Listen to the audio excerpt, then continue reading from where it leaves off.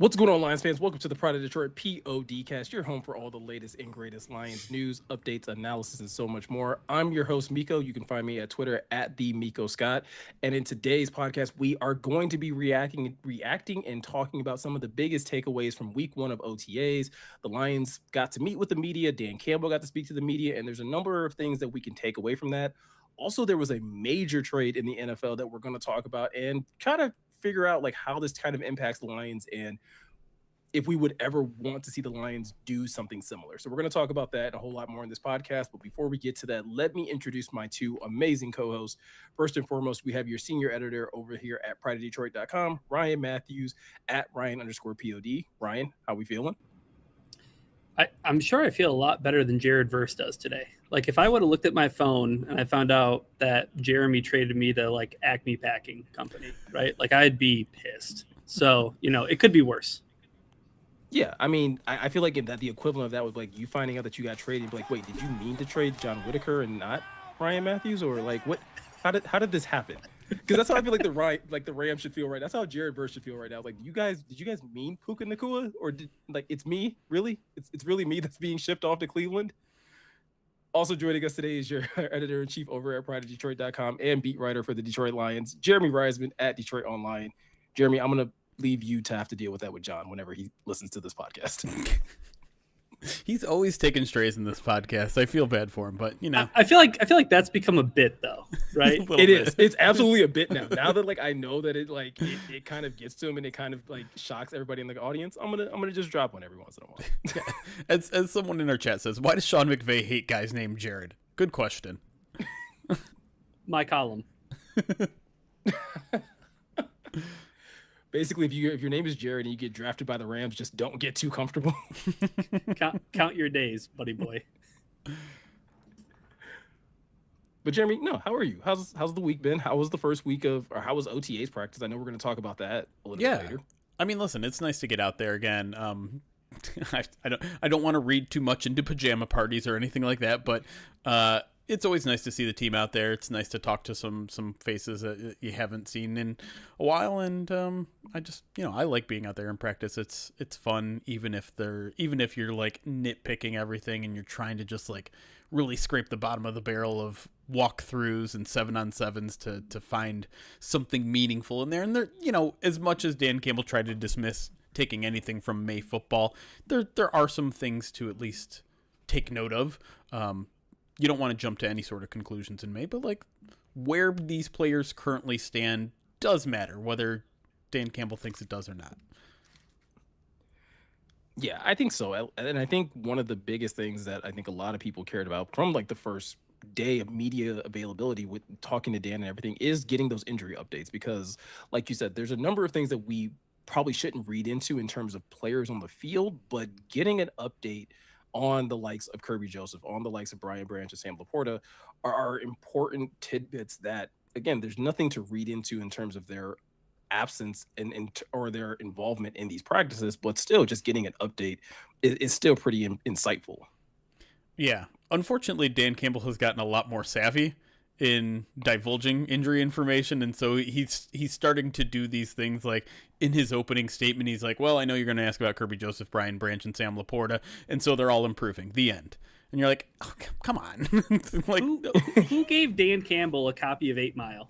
That's D Rabbit's approach in the final battle. Like he just gets out ahead of all you don't know.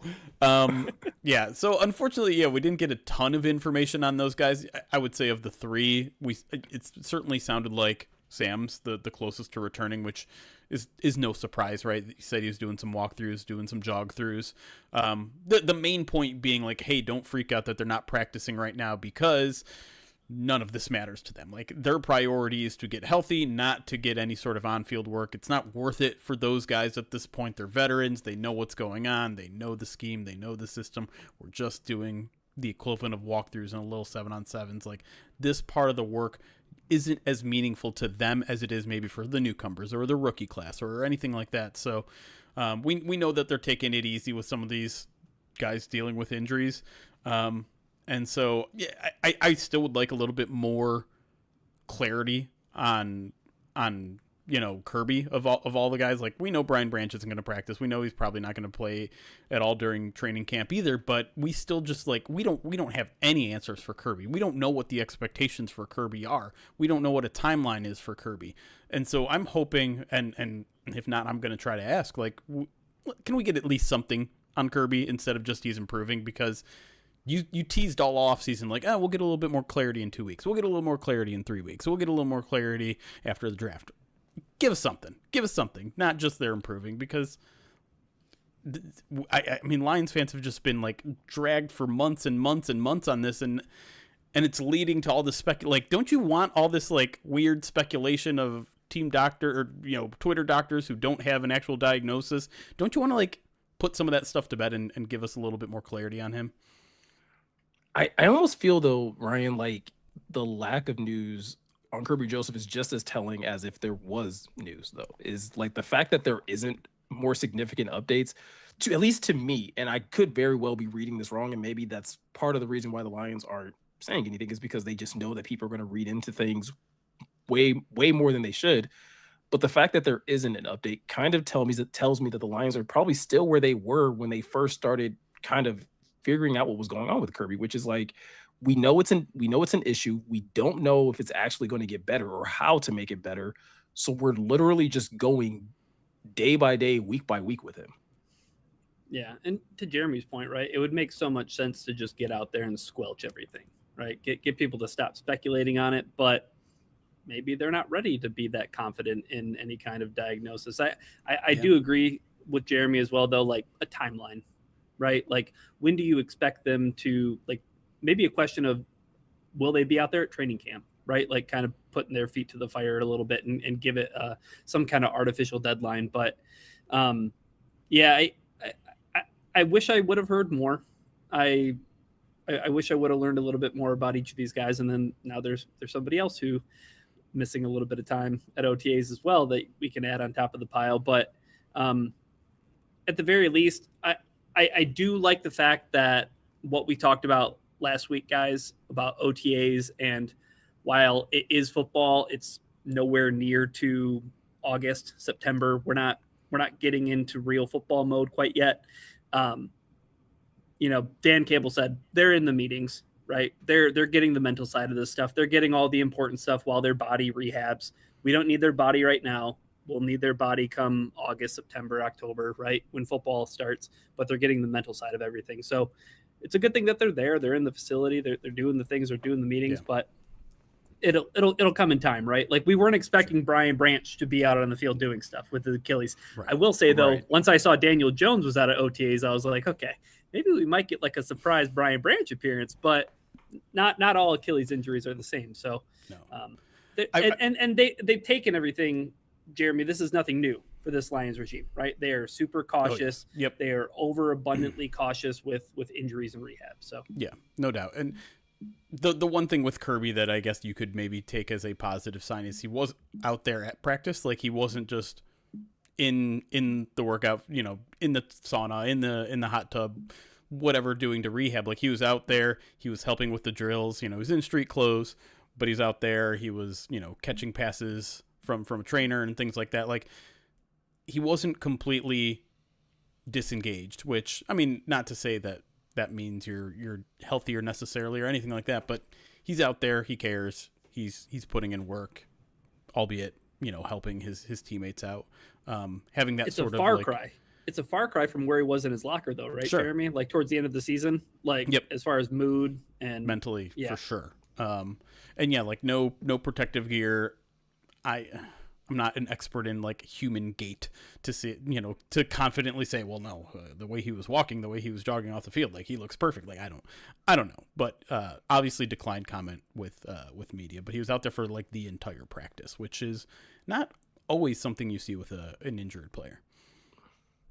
But I think like that's the thing for me, at least when it comes to Kirby specifically, where I do at least agree with Dan in regards to Kirby and Sam, where it's just like, I don't really need to see them now. And even if you get to training camp and you're just like, hey, we're not even going to put that type of mileage on Kirby because we feel like this injury is potentially that volatile, which again, they may come out and say that. And even if they don't say it, that's what it would be communicated by holding him out of these practices, which is like, you're not trying to put any type of extra like wear and tear or anything else that could potentially put him in a situation where, okay, he was in a padded practice, we were going live, and now his knee doesn't feel great, and now we have to sit him Right. No doubt. for extra time. Yeah. There's something to be said about like getting your feet wet, getting, you know, your legs underneath you, but like there's going to be plenty of time for that in August and July for training camp. I'm with you. Like there's no reason to push any of these players into work if they're even feeling a little bit, you know, off. And that's why I think there was only 4 guys missing from practice. It was those 3 that we've already talked about. It was, I think, like 5. Terrion Arnold, which is the one that Ryan was alluding to there, which we don't really have a good sense of what that is or how long he might be out. And then Ben Barch, who also ended last year on IR, so that might just be kind of an easing it in as well. And honestly, that's pretty darn good health, all things considered. And I think maybe the biggest positive injury news is Levi was out there. Levi Onwuzurike, who, you know, missed all of last year with an ACL. He was out there for the entirety of practice. He was, you know, repping there, mixing in with the first and second team defenses, and, you know, looked like he got a full head of work. And with those ACLs, you never kind of really know whether it's, you know, they're going to take it easy, whether it's an 8 months thing, a 12 months thing. But if he's going to get like this full off season of work, there's now kind of an expectation, I would say, that like he's going to be ready week 1. He's going to be out there week 1 as part of this defensive tackle rotation. And I'm curious what you guys think, because I remember how devastating it felt to hear at the time last year when he was going to miss the entire season just out of nowhere. What do you guys feel like he could mean for the defensive line in 2026 now that he's back, knowing, of course, that, you know, he's also kind of going to have to get his sea legs under from him?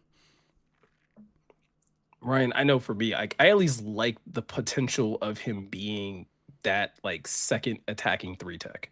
Like if your plan for this defensive front is to be Aiden, Aleem, Tyleek, and then DJ Wanham, like I still think Tyleek is probably, I mean, until he shows us otherwise, I still think Tyleek is probably going to play more of a true nose type of player as he continues to develop his pass rushing game. But if you still have a guy in Levi where if you do get to those 3rd and long situations, you can still keep Aleem out there, and now you're just bringing in the likes of Levi Onwuzurike to rush from the middle, or the fact that he can kick out to the big end.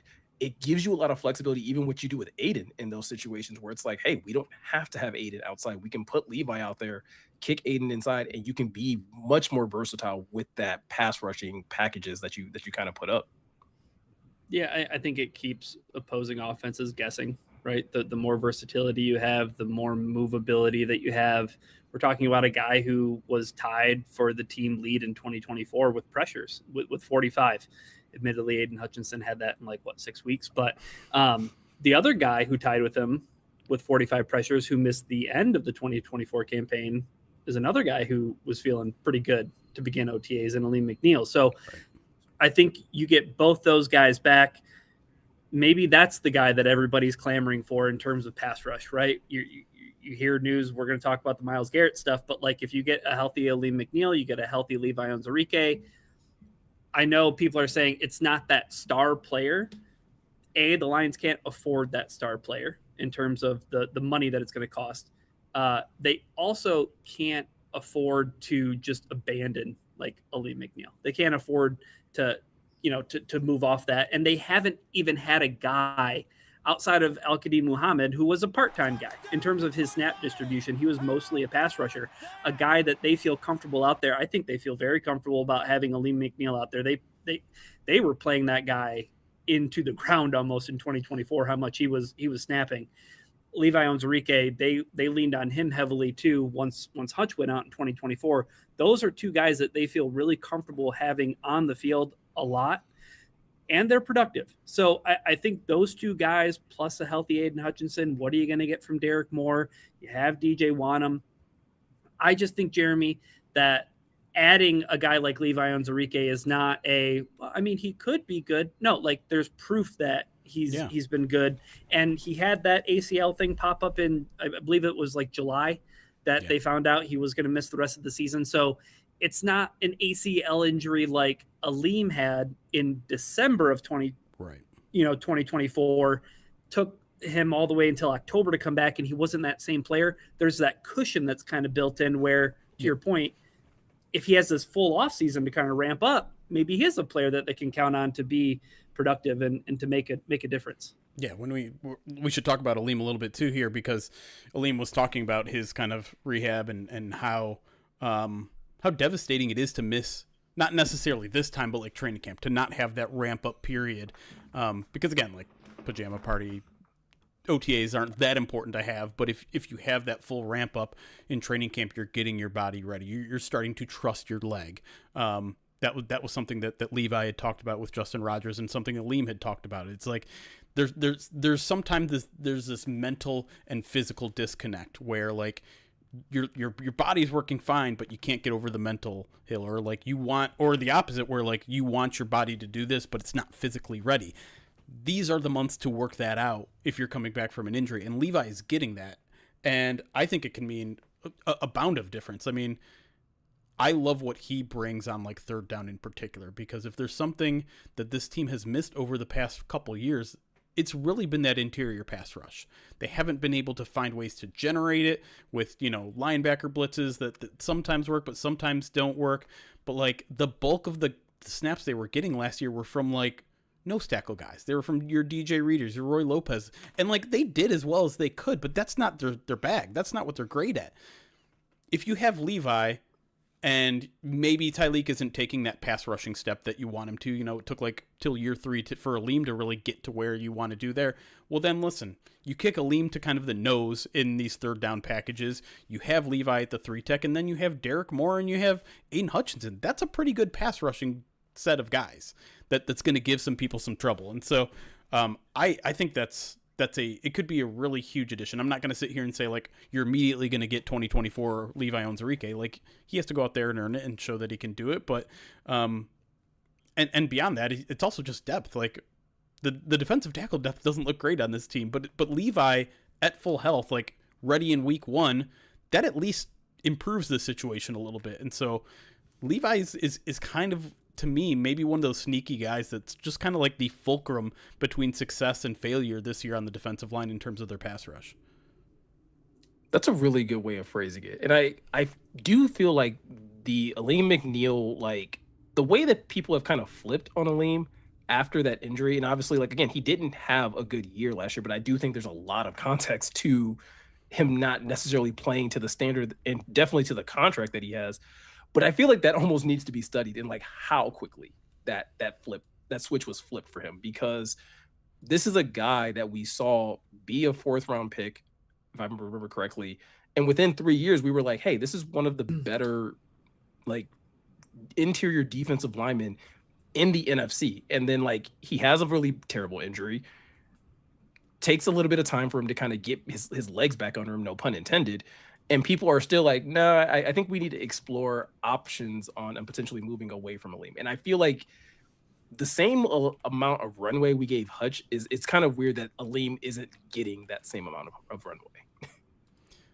Yeah, it's interesting, right? It's part of it is like ACL is just a little bit different with, the big guys, right? There is some concern that maybe you don't have the explosiveness that you ever have, whereas like Aiden is just bone healing. Like I mean, it's and obviously Aiden, as a 1st round pick, as a top 3 pick, as all this, like the expectations, the floor and the ceiling are higher than Aleem.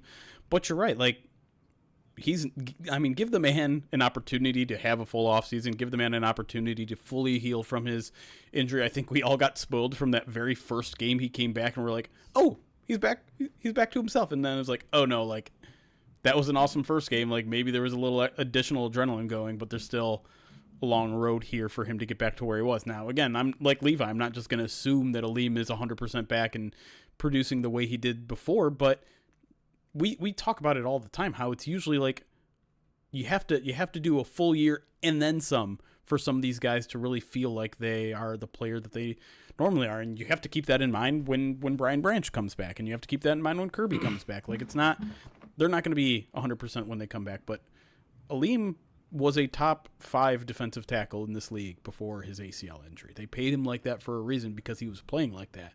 And if he can get to even like top 15, top 10, again, that's like a transformative addition to your interior defensive line, where the Lions struggled last year to generate pressure consistently. Two quick And I things. misspoke Yeah, really quick. Third round, I right? was gonna say I misspoke. He was a third round pick. Yeah.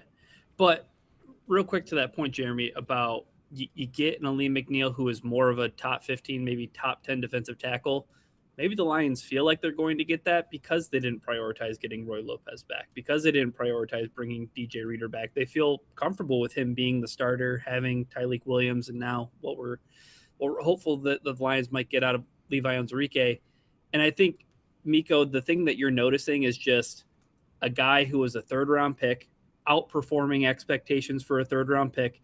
Then he gets a 4-year, almost $100 million contract. Well, now the expectations are through the roof. And when you miss time and you come back and you don't look the same, then you're a bum and you're washed up, and the Lions need to move on from you. That's just the natural progression of, with Aiden Hutchinson. I think in the early stages, right, it was, wow, he's getting pressures, but he's not getting sacks. He's not living up to it. But then the pressures and the sacks started going up, and it was like, okay, the Lions do have a player, right? So it's just weird how expectations kind of inform your opinion in that way. But I think that's exactly what's happened with Aleem McNeil. Yeah, I think the interior defensive line, when you talk about Aleem, Levi, and Tyleik, I think it could be a very interesting group to watch like this entire season, because I think there's a lot of fairly low expectation for all three of those guys. Expectation in the sense that, like, I think people are questioning whether or not they're going to live up to, like in the case of Aleem, is Aleem going to live up to the contract? Is Tyleik going to live up to the draft position that he was taken at? Should the Lions have just parted ways with Levi to begin with after he suffered yet another injury? I think all three of those guys have something to kind of prove, and it's going to be interesting to watch that group to see if all three of them kind of can eclipse those expectations, or does anybody kind of falter this year? Yeah, I mean, it's such the simplest way to put that is just it's very high variance, right? Like, it could be really great, it could be really terrible. Like, we don't know, and that again, it feels kind of like the linchpin of this defense. If they can put it together and create pressure while still staying true to the run game, like, the defensive line could be great this year, but it could also crash and burn. Like, there's a reason why a lot of people are skeptical with the way that the Lions are doing things, because they're relying on homegrown players and they're relying on their own, coaches to develop their young talent. And in an ideal world, it all works. It fits perfectly, but there is no guarantee Tyleik becomes the player that Aleem McNeil was before his injury. There's no guarantee that Aleem feels 100% and is playing like he was before. And who knows with Levi, like, if he can even stay healthy by the time we get to the regular season, who knows? But of all the positions, I think you're right, Meko. Like, this just feels like highest floor but lowest ceiling. Mm-hmm. Yeah. With that said, we're supposed to be recapping all of OTAs. Jeremy, you were at practice. What were just some of your major takeaways from that first day? Yeah. Again, like, taking all the things into consideration of Dan Campbell saying, like, hey, don't read too much into anything, where people are repping, or, what the scheme looks like. Obviously I paid a lot of attention to the offensive line, and I will note that my observations were, like, a little bit different than other people, because a lot of people said, like, oh, I looked there and it was Larry Borum at right tackle, and that was that. And listen, I'm not paying attention to where every single person is every single play, because it's just not realistic to do so. But I saw Blake Miller playing right tackle, probably of the snaps where I paid attention who was right tackle, at least 60 to 70% of the time. So he's getting healthily rotated into that competition. Now, just like everything else, I don't think they're just going to hand him the job, but I do think they are giving him enough reps with the first team offense to make sure, like, there's at least some chemistry being developed there between him and Tate Ratledge. Also, just so people know what these practices look like, it started out with 11-on-11 walkthroughs, and they did that for about, like, 30 to 40 minutes. It was a long period. And so during that time, they are rotating everybody. So there's not like a set, okay, these are the starters, these are the first 5 guys. Maybe they come out with the first 5 guys, and I'll be honest, I don't know if Tate Ratledge I don't know if Blake Miller was the starting right tackle the very first rep, but like they're constantly mixing and matching so that everyone stays healthy, everyone stays fresh. You're building new combos. You're seeing what these guys look like on the left side, on the right side, at center, at guard, at jumbo tight end. You're getting everyone a little bit of work everywhere. I'm just saying, of the reps that I saw, plenty of Blake Miller at right tackle, and maybe also kind of to belabor this point where I think, if I had to guess right now, I'd be like 90% confident that Blake Miller is going to be your week 1 starting right tackle. And part of that is you're also seeing Larry Borum rep at left tackle. You're also seeing Larry Borum rep at jumbo tight end. You know where you're seeing Blake Miller rep? Right tackle. That's it. Nothing else. And so I think that's pretty telling. And if you're wondering about the left guard competition as well, like that one seemed pretty more like, okay, it's mostly Christian Mahogany repping there. You did see some Juice Scruggs playing pretty much every interior offensive line position. You of course saw some Myles Frazier. Too much Myles Garrett in my brain today. Playing some left guard as well. I believe I saw some Myles Frazier doing some jumbo tight end stuff as well, which is certainly interesting as well. We know he has a little bit of tackle background. I still think guard is probably where they view him most of the time here, but obviously offensive line was just like one of the things I wanted to key in on, and I still think all signs point to Blake Miller being your starting week 1 right tackle. I think the thing that you said, where I think this is a good ramp up period for Blake, and it kind of coincides with everything that Dan said. It coincides with everything that Jared Goff said, where it's like everyone's just learning the terminology, everyone's understanding, like learning and applying the things that they're learning about the plays. And so it's more so a good barometer to see like, okay, how many mental mistakes are people making? Because I feel like at the end of the day, if you're making mental mistakes with no pads, with no real intensity being applied in these practices, how much more likely are you to apply or have these type of mistakes happen once we do get to training camp, once we do get into preseason games? Like, if you can't handle it now, Ryan, like what's the likelihood that Blake Miller can handle these things later? I think this is just a really good time to just see like, hey, is he there mentally? Is he able to just digest everything that we're teaching him and trying to get him to execute on the field? Yeah, and I think the most telling thing is what Jeremy mentioned, right? You didn't see Blake Miller anywhere else other than right tackle, and getting him these walkthroughs are valuable because you're setting him up to have the most success possible when July hits and it's training camp, and hopefully you have the mental side of things down, and now it's just a matter of going out there and being as physical as we know he is. But I think the other thing from Jeremy's observations and some of the other observations I read was, the secondary, which I think we had maybe the most questions about heading into OTAs. Yeah. Obviously, no Terrion Arnold, no Brian Branch, no Kirby Joseph. So this was just kind of an opportunity to see like, where does the depth stand? Where entering, May, where's everybody? And again, you don't want to focus too much attention on this. And I think in this case, it's like, well, yeah, okay, they're throwing the veterans in there, right? Yeah, your top corners are DJ Reed and Rocky Sin. Ennis Rakestraw certainly got some mix in during practice, but I will say this, like I did not notice Ennis very often in practice, and that maybe that's a good thing for corners. Generally speaking, that's a relatively good thing. But for me, it seems like he's going to start behind the 8 ball when it comes to like he'll have to earn a spot as like the primary outside corner backup, and that's where he was too, in case people still think maybe he's destined for the nickel. The number 1 nickel was Roger McCreary, and that was pretty clear all practice. You got a little bit of Keith Abney there late. What I thought was kind of fun and interesting is, based on my own observations, Keith Abney was the number 2 nickel, but he was with the third team at outside corner.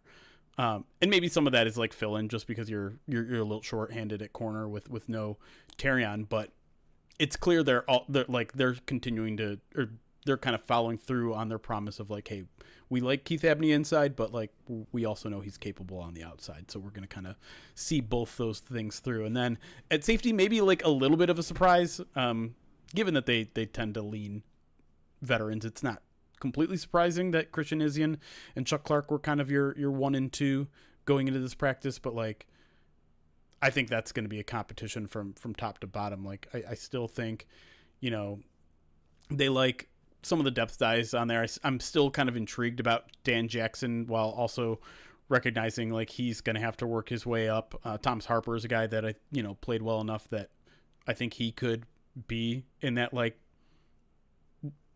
that top team without Brian Branch and Kirby Joseph on the team. Like he could work himself into starting early in the season. It wouldn't surprise me, but as always, like you always put your veterans out there early, especially when you're dealing with short depth. So I find that interesting. I don't find it telling. I don't find it definitive, conclusive, or anything like that. But it's just kind of an interesting way to see how they're starting reps early in training or early in their offseason program.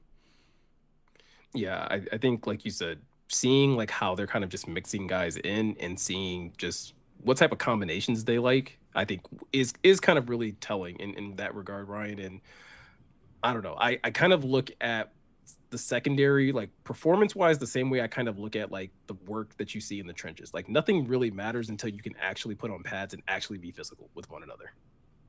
That was a bait and switch. I thought that was a righteous felon transition in the making. The only other observation I had is that, like, hey, it's a great day to be a Cardinal. Nick Whiteside repping with the 2s at cornerback. I love it. I love me some more Nick Whiteside. Legion of whom? That's right. Forever and ever. Forever and ever. So, do you, before you throw it to a righteous felon, Reed, I'll give you a little time to think it over. Like, do you guys want to talk about Dan Campbell and kind of like his, I don't know, no nonsense press conference a little bit? Because it caught me off guard a little bit when I asked it like a very innocuous question, like, "Hey, Jack Campbell is excited about all these new faces. He says they're bringing in this new energy and it's refreshing. Which one of these new faces are you impressed by?" He's like, "We're not doing this. It's a pajama party. We're not doing this."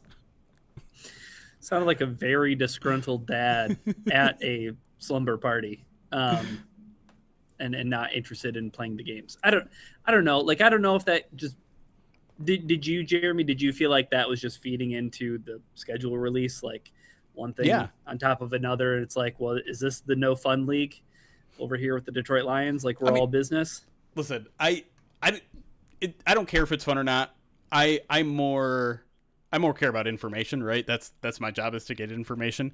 I find it fascinating. I don't mind it. I don't hate it. I don't love it. But what I thought was interesting, and I wrote a column on it, is like, if you remember this time last year, he was hyping the crap out of JMO. Everyone's hyping the crap out of JMO. And this was literally OTAs. This was pajama party. Like, oh my God, he's turned a quarter. Oh my God, he's doing this. And listen, that turned out to be right. And then like you get a little bit later in the offseason, who else was getting hyped in the offseason, or even maybe like the first week of training camp before the pads went on? It was Terrion. Okay, yeah. I was going to say, I also remember Jack Campbell, too. Sure, yes. Maybe that was strategically done because of what was going on with Alex Anzalone, but... maybe, like, hey... Maybe it was strategically done with Jameson Williams in terms of, like, hey, let's build this guy's confidence up. Right. I don't know. Like, maybe these are all done very strategically, and Dan's just like, to hell with all of it. We're back to basics. And I do kind of wonder if some of like the Terrion stuff, like the Terrion hype last year, they're like, that was a mistake. We built that kid up too much, and I think it can work in it can go in either direction, right? Like it can help hype your guy up, like with JMO, like maybe that helped his confidence. I don't think you need to worry about Terrion Arnold's confidence, but like, you know, like in a sense, maybe the harder the fall after you hype the guy up so much and then it doesn't work out this year. Like you look bad. It's tough for Terrion because everyone got really excited about him and he didn't come out playing particularly well and people started getting mad and then the injury happens. I don't know if it's that, or I don't know if it's just like, we're just playing football. I don't care. I don't want you guys to write anything positive about us. I don't want like any of this hype. Just like, let us be the underdog again. That kind of what it feels like a little bit to me is like, stop talking about us. We don't want to hear it. We don't want the hype around our players, our things. And like Kelvin Shepard says that all the time, right? Like, don't give this guy the gold jacket yet. Like, we haven't proven anything. I think maybe it's more of an adoption of that. It's like, stop talking about us. Let the Rams do all these. Let the Rams win the offseason. The Giants win the offseason. Like, we don't care. We're just going to put our head down and work and then, you know, surprise teams this year. I don't mind. Like, this is where I like that type of energy, though. Like, when we talked about the schedule release and we're like, oh, we want this to be fun and like lighthearted. Like, that's what that's for. If Dan wants to come out the first day of OTAs and just be like, hey, just a reminder to everybody, nothing that happens over the next 2 weeks matters a whole lot. Like, that's where you set that type of tone. That's where you set that type of precedence to where, like, I understand that the fans are gonna probably hate it because they want to know, like, yeah, who is the guy that's like bringing new energy to the group? Who's the guy that's kind of catching the coach's eye this early in the process? And Dan's right. Like, that's one of the reasons why I can't be mad at it. Like, this is not the time for hype. I get your point, Jeremy. They did it last year with JMO, but I also thought JMO had a lot more baggage and a lot more questions that like needed to be answered. The people that you probably have questions about right now, like, are probably coming off of injury or aren't at training camp right now anyway, or at OTAs right now anyway, participating.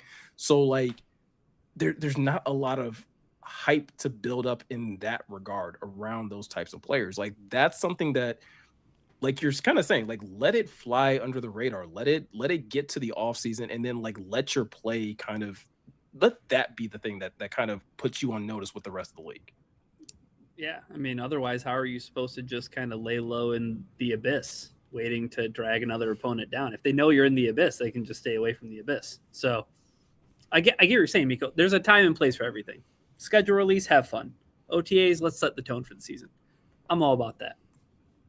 Yeah, and during an off season like this is a perfect time to stack up on like amazing jerky and kind of just stay in waiting. You don't have to wait for an amazing deal because Righteous Felon has a great deal for you every single day whenever you use the POD promo code. And the Pride of Detroit podcast is brought to you by Righteous Felon Craft Jerky. It's the jerky that fuels the Pride of Detroit POD cast. Each 2-ounce bag of jerky has 16 to 20 grams of protein, and each stick has 8 grams. Trust me, if it's good enough for the Lions, it's good enough for you too. Righteous Felon is based in Westchester, Pennsylvania. They use locally sourced, all natural black Angus beef and prides itself on superior quality, revolutionary branding, and unique flavors that go beyond the stereotypical jerky offering.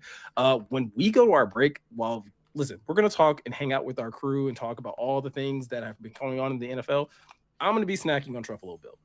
I'll make sure to mute my mic so that you guys don't have to hear me chewing, but like, this is one of my go-to favorites when it comes down to Righteous Felon Craft Jerky.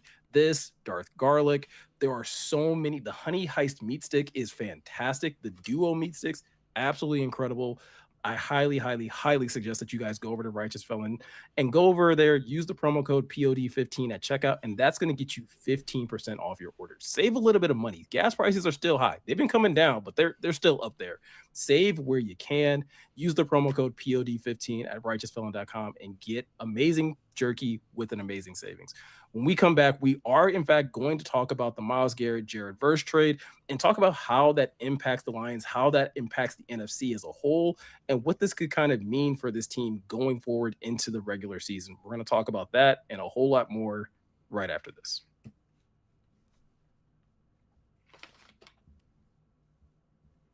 All right.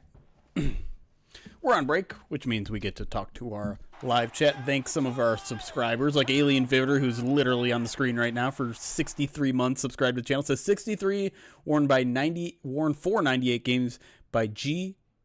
Chuck Walton from 1967 to 74, with all the Lions who had one career catch for -4 yards his rookie season. That's imagine finishing with fewer receiving yards than you started your NFL career with. Ouch. I have more receiving yards than G. Chuck Walton. So do you. So does everybody. All right, let me get through the alerts. I will answer DC Smithers' question. Orna off stream, a 17-month subscription, says, hell yeah, 17-month random morning sub. Appreciate that, Orna. Hopefully you're still watching at some point. Lions Blood 58 months says, Colton start setting Ryan's alarms from now on.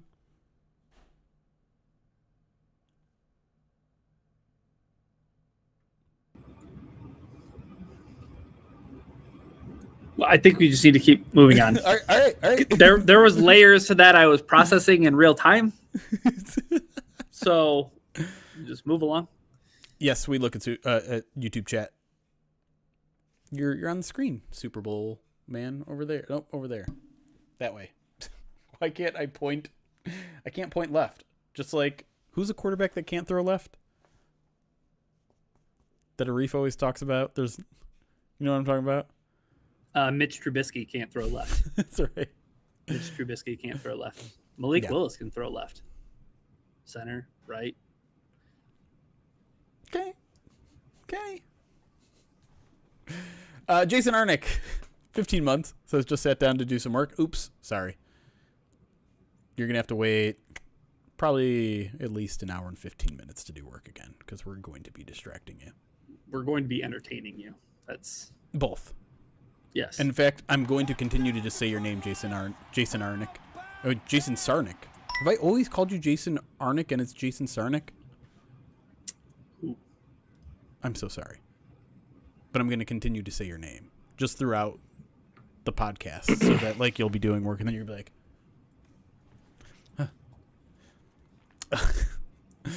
Cars 101. Thank you for the tier 1.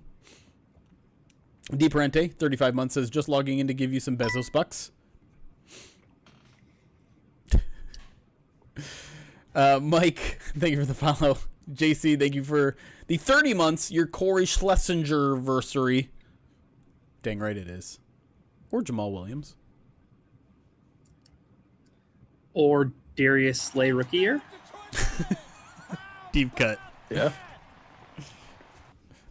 El Gato Diablo, 34 months, says less need making fair weather fans scream that the sky is falling.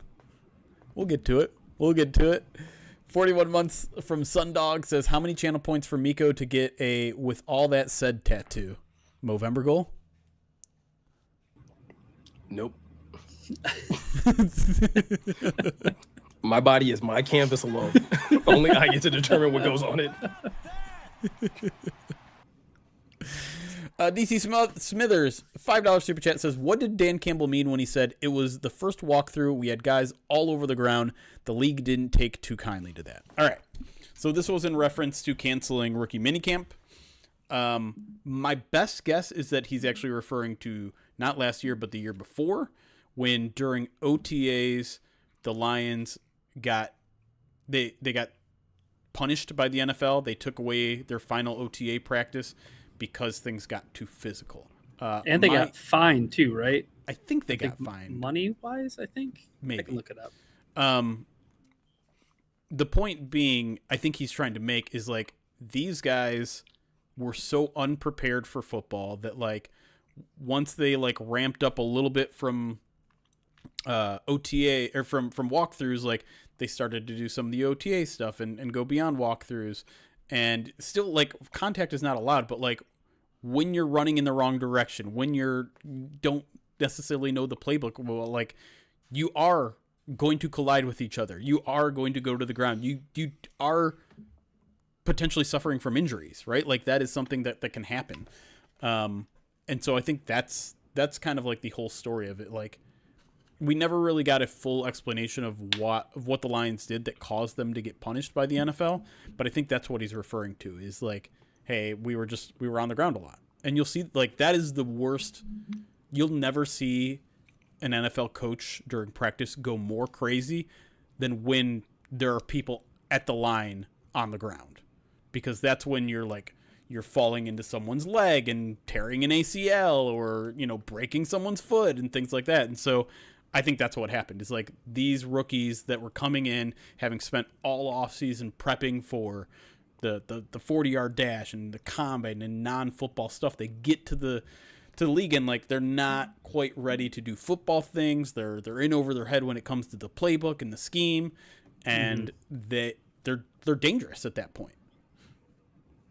I looked it up. They just lost their OTA practice that was scheduled for Monday, June 10th, when that had happened in late May in 2024. So fun story there. That was the day that Mike O'Hara, we were gonna throw him like a going away party. Oh my gosh! And the Lions had got a ice cream food truck for him, and no one was there. Like just like the people that work inside the building every day were there, and like all of them had to just eat a ton of ice cream because like the media was going to eat, like some of the players were going to join, and like all that stuff, and it's like they threw a party. Poor Mike O'Hara.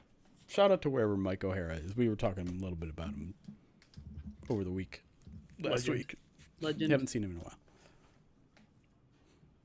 while. But yeah, that's what I'm fairly certain he was referring to. I even asked some of the Lions people, like, hey, was Dan talking about something that happened last year, or do you think he was mixing it up with the year before? And they didn't have an answer for me, but they kind of believed maybe he was talking about last year or 2 years ago. Is that alerts? No, I got a few more. That makes sense, but how does canceling rookie minicamp help? It's a non-issue, obviously, just interesting. My guess is like they give him those extra few weeks, right? Because rookie minicamp would happen. Rookie minicamp happens very early. I think it's almost like right after the draft. Yeah, it's like a week or two after the draft. And so like if you give them a few more weeks of like they've been doing off-season training with the team already. They've been doing some of the workout stuff, some of like the very basic on-field stuff that you can do before OTAs.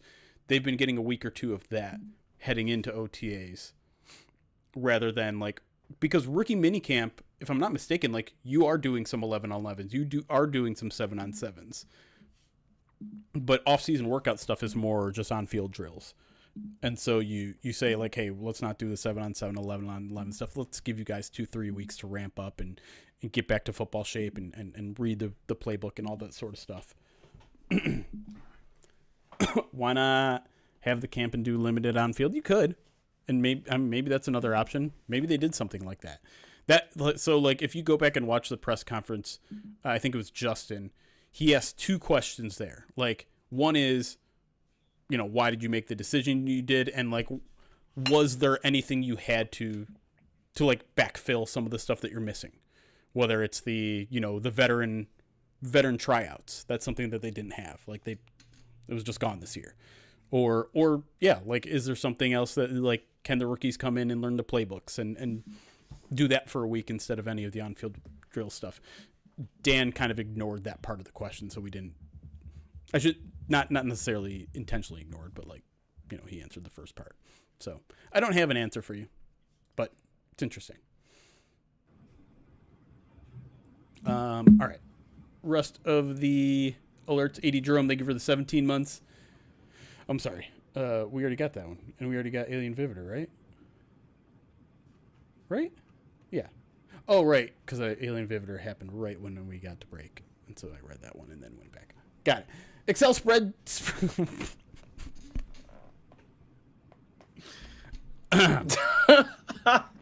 Excel spread cheeks. Thank you for the 2 months. No, I can't be a part of this. I can't be a part of this stream. I can't. That's up there with. Is that S tier with Charizard Boner? It sits up there. Yes. What was your nickname for the first month? Because you're a second month subscriber. There's no way I'm reading this for the second time. That's wild, man. It's always been this. How they allowed that? Did you resub off stream last time? How? You have flustered me in the way that I don't typically get flustered with some of these resubs.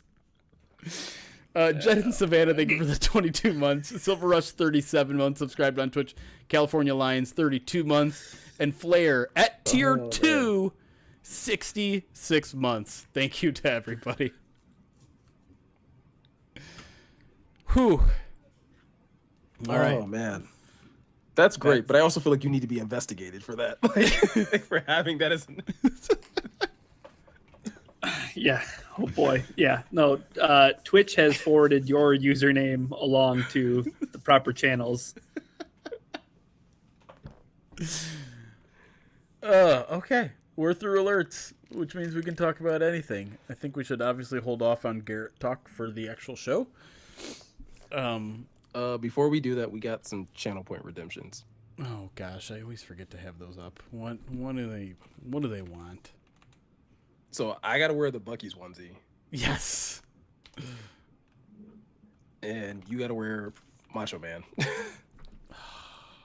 Oh, it's gonna be a hot one, boys. It is hot. Why? Who did it? K. Is that you? Yeah. What the hell? Marty made me wear the onesie, so I was like, I'm not doing this by myself. Wow.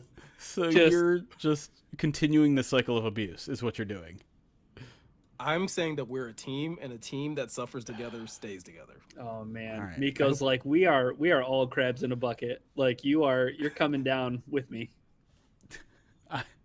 I am very close to just like increasing the price of Macho Man. It's relatively cheap. It really is. Downgrade. I think we need to raise cameo as well. We also need to raise the price of the onesie, at least during the summer. Like This is true. hot, Yeah, guys. yeah. We Do need to you consider have the a Bucky's season. Speedo? Not yet. I mean, we'll be making a trip down to Florida in a couple weeks, so P.O. I box. might grab one. But Someone hit up the P.O. box. Oh, the PO box just rang. Excel spreadsheets has sent a Bucky's onesie. if it's from him, I can't wear it. I definitely can't wear it. Game worn. Do not Game tempt worn. me. There's got to be a Bucky Speedo though, right? Like that definitely exists. Oh, for sure. Bucky's has everything. Oh man. So what else can we talk about? I don't know. You're gonna have to. I think Ryan has to lead the conversation while we both do a costume change.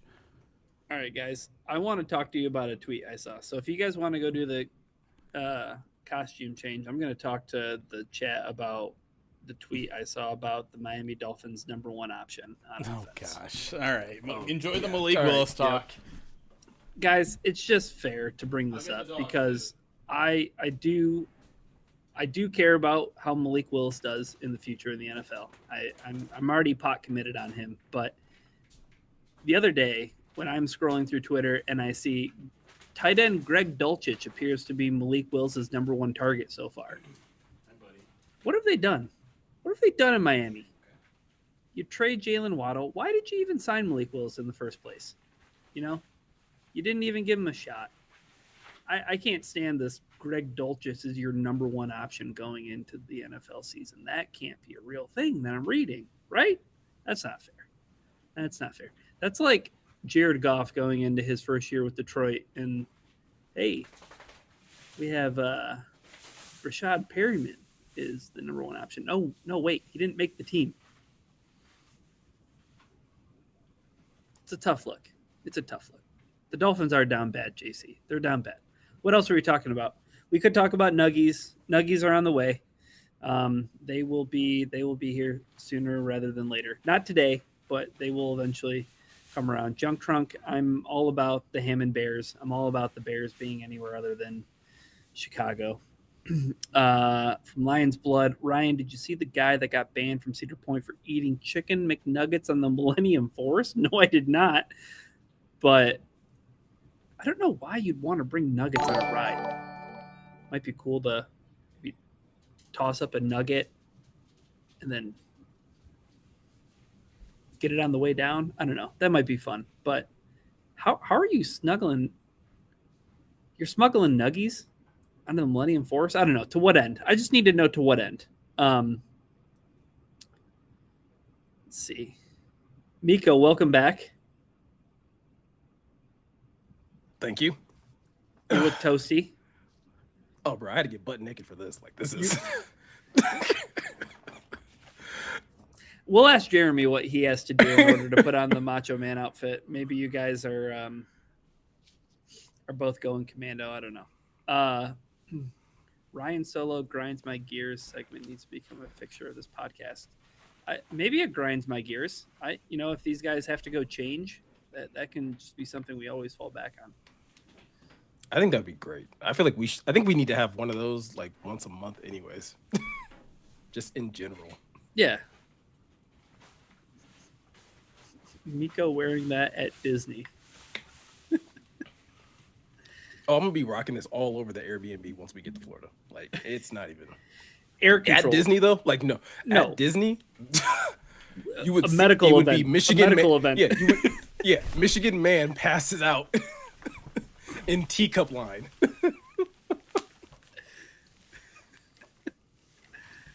Oh, hey, Jeremy. Mm-hmm. Meko's not wearing anything under his onesie. Are you commando in the Macho Man outfit because of how hot it is? No. Okay, you got stuff under not. I got boxers. Whoa, underneath whoa, them, whoa, whoa, whoa, whoa! We're gonna get decommissioned. Or more subs. One of the two. Like one, you never know. This is fair. This is fair. This is fair. So what I miss, besides Meko being commando? Apparently, you eat tartar sauce with your nuggets. Whoa, no. That wasn't what was talked about. Somebody wanted to talk about nuggets and when nuggets are going to arrive, and I said it's going to be sooner rather than later once we have accountability week here. But somebody brought up, I think it was Lion's Blood brought up, there was a story that somebody smuggled chicken nuggets onto the Millennium Force at Cedar Point. Yeah, and got banned from like all of Six Flags parks, which is weird because I didn't think Cedar Point was connected to Six Flags. I'm just wondering why you're bringing nuggets onto the Millennium Force. And I thought maybe the cool thing would be to like throw it and then to try to like catch it on the way down with your mouth. I don't know. You're an influencer. You're trying to do something fun. I think maybe it has to do with the photo. Like you wanna let's get a photo of me eating nugs while in the Millennium Force. I don't know. I saw it's all a for clip clout. from the video. Yes, I saw a clip of the video and it looked disgusting. Because like he's trying, like he's holding the nuggets. Oh, is he? And he's trying to like dip, like I think someone else is like holding the sauce or something like that, and he's trying to dip and eat. It looks gross. So then the sauce is just flying back at you, right? Like, I don't know. I don't even know where they were. Like I would assume if you were going to do this, I pray you sat in the back because if sauce hit me, right? Why? No, like, bro. Yeah, we got Blood. fight. Lion's Blood said the story said that he hid them in his underwear. Nope. Ban. Yeah. The ban was justified. I'm suddenly 100% down with the ban. If there's sauce involved and it's like getting at everybody, and if it's pants nuggets, like no, what are we doing, dude? They're underwear nuggets that are in the sauce, and then if the sauce is flying back, I'm getting hit.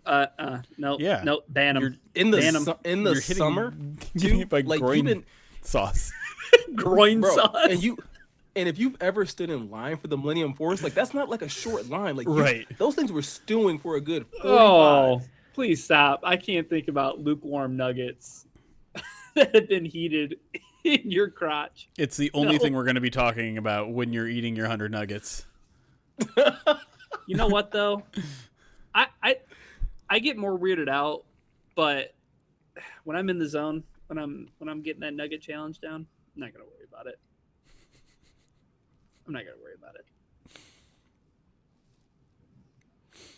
Yeah, we'll still play Counter-Strike with Graham Glasgow. That's still the plan.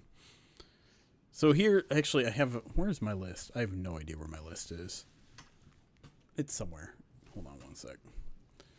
Yeah, I would say that this podcast is firmly anti-undie nuggies. Like that. Oh, yeah. We're all against that. And I don't mind putting my opinion out there for people. All right. I still have to shop in yoga pants. All three of us have our monthly accountability, challenges, nuggets, up, downs, and Myles run. Eric and I still have to jump into the Ford Field stands and see if we can do a better job than Jared Goff did. I still have to disc golf in this outfit.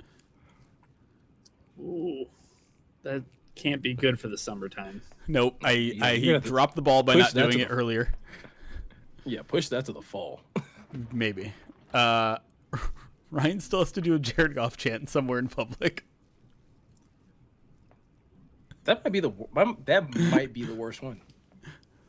Between that and you shopping in yoga pants, like one of those two is rough. I mean, I'm not kidding. I'm 6 months removed from being like, guys, I don't want to do that in public because I'm scared that someone will try to fight me. That's where we were at by the end of last season. Just do it at a Tigers game at this point. Yeah, because I mean, who else is gonna be there? Yeah, no one's gonna be there. No one is gonna be like, "Boo! You need to support this crappy Tigers team." Oh man, yeah. You could get a Jared Goff chant legitimately going at a Tigers game today. Because the only thing that people are doing at Tigers games are drinking. So Yes. yeah, you can get anybody to chant anything at a Tigers game. 100%. So do it. Yeah. Go buy $2 tickets. I assume there are $2 tickets available at this point. Okay, I'll invoice you. I'll send that up the chain to Fox. That's right. You Not can Vox. be reimbursed for these Not Tigers Vox. tickets. Hold on. Oh, sorry. Whoa. Unnamed new Unnamed. company. And then collectively, we have to do the 30-inch pizza challenge. Yes. Oh, we do have to do that. Yeah. Yes. Yeah. Okay. How many? right, that one I'm we can excited bring. We can bring more people though, right? Yeah. We have to contact the pizza place, though, and see. Because, like, if I remember correctly, their menu said, like, we only do this in October or something. Yeah, it was only like Yeah. in certain months, and we were like, well, we're not going to be doing it then. Yeah. And I do think there is a cap though. I do think it's like only 4 people that you can have. Yeah. Yeah, I thought there was a cap. Yeah. So we can bring a fourth though. Yeah. Were we trying Yeah. to decide who that fourth was? I feel like it should be Morgan. Mighty Too Hottie I feel is- like it should is be too. trying to get the P.O. Box Like- address. I'm concerned. I'm always concerned when somebody wants the PO box address. I haven't checked it in a while. Listen here, guys. Like, if someone buys it, I can't wear it on stream. My wife just walked in while I was changing into the onesie, and like the look of disappointment in her face. Well, okay. First of all, I don't even know if we can legally wear it on stream. I think if someone does send us a Buc-ee's Speedo, over the pants. It's over the Buc-ee's onesie. Like, that's the best I can do for you guys. he can be Bucky the superhero. Yeah, for sure. Yeah. The underwear on top of the uniform, for sure. That's right. Like I still have a healthy respect for my children. The fact that like I can't have their dad out here on the internet Yeah. with his beaver Yep. nuggets showing. Like I just can't. I can't have that. That's why. Beaver nuggets is a snack that's sold at Buc-ee's. Ryan, get your mind out of the gutter. I'm thinking about what if there were nuggets in there too.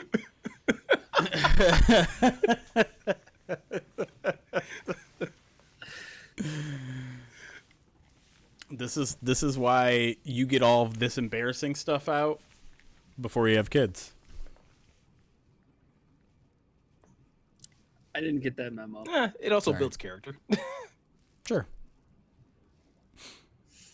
All right, I'm gonna go get Zazu. We can talk about one more thing, and then we should get back to it. Agreed. Settle down, chat. Oh, I should probably take my What's headset chat off. doing? They acting out of pocket?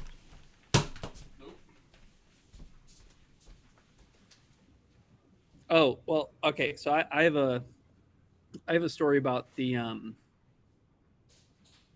don't know. Are we allowed? Hold on, Miko. I'm going to send you a message on Slack. 'Cause I'm not sure if we're allowed to talk about this or not. Okay.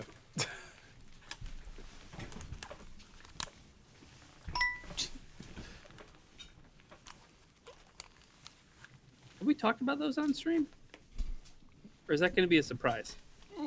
What? Oh, if it's if that's the thing that's actually happening, I didn't know about it.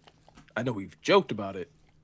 I got mine from Jeremy. Jeremy, do you see what we're talking about in Slack? They know it exists. I think. They know it exists. I think so. Okay. Ow. The bald caps that we were Yeah. sent. Yeah. So obviously Ow.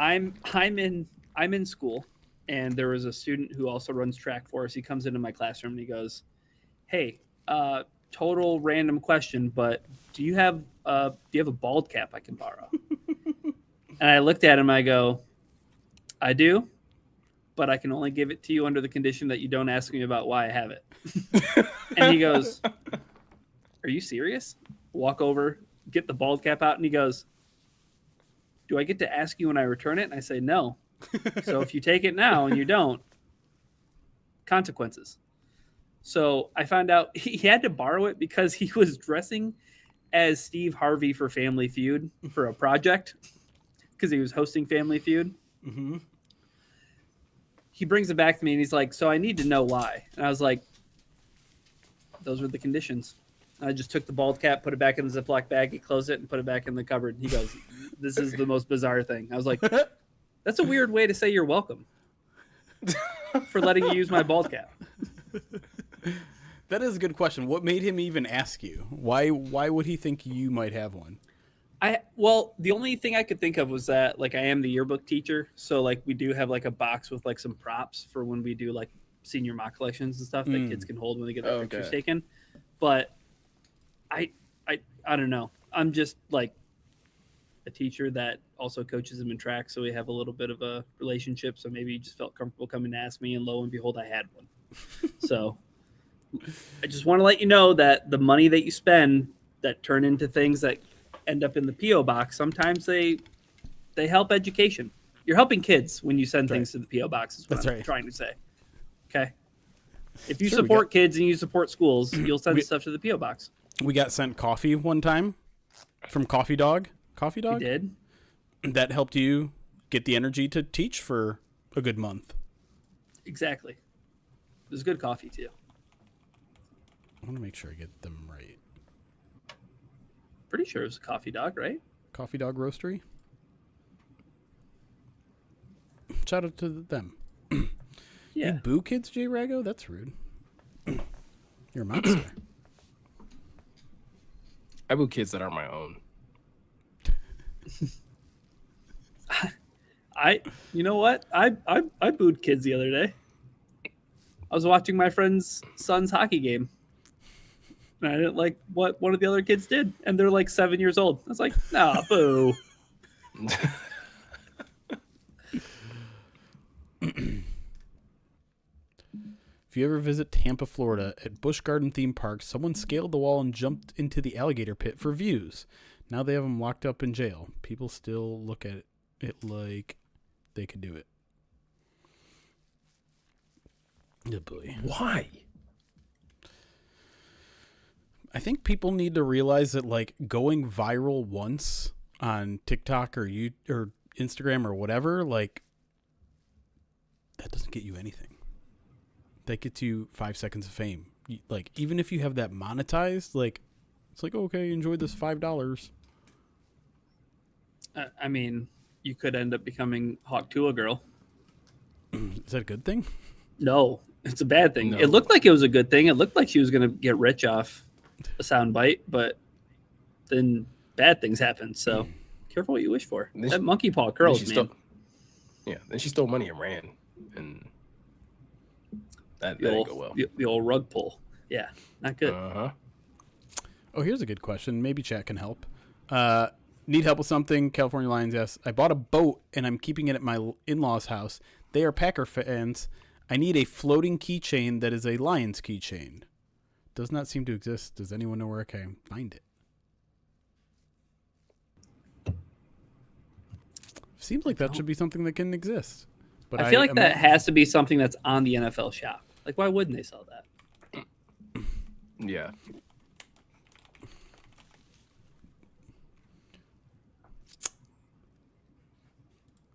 I feel like it might be an Etsy thing. Like, could we find that on Etsy?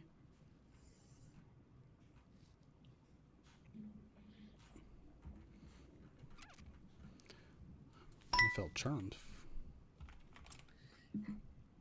No. What? Did you see? I don't know how much I can trust Trey Wingo. What is Trey Wingo? The fact that it's Trey Wingo, not so much anymore. But and I mean I know he did just turn 35, but like he quote tweeted the Myles Garrett thing with like, imagine if Aaron Donald came out of retirement. And Trey Wingo said, let's just say that it's more than just imagination, and that's all I can tell you right now.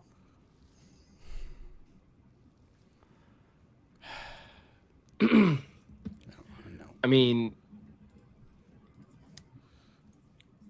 you never say never, but like I don't know. Aaron Donald's one of those people that like went like it's very Calvin-esque when like Aaron Donald's like, no, I'm good. Like something about me like genuinely believes that like yeah, like no, like I'm perfectly fine never playing another down football. Could be it, but hey, we felt that way about Frank Ragnow, and then he tried to come back.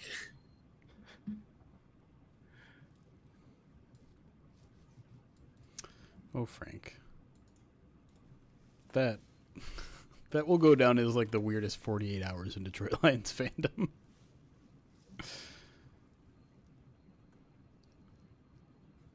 It was right before Thanksgiving or right after Thanksgiving? I felt like it was right before, right? Was it before the Bears game? Or was it I thought it was before the Vikings game. I'm trying to remember the timeline. Because I remember like the talk was like, oh, he could play against the Cowboys. It was okay, so it was Thanksgiving.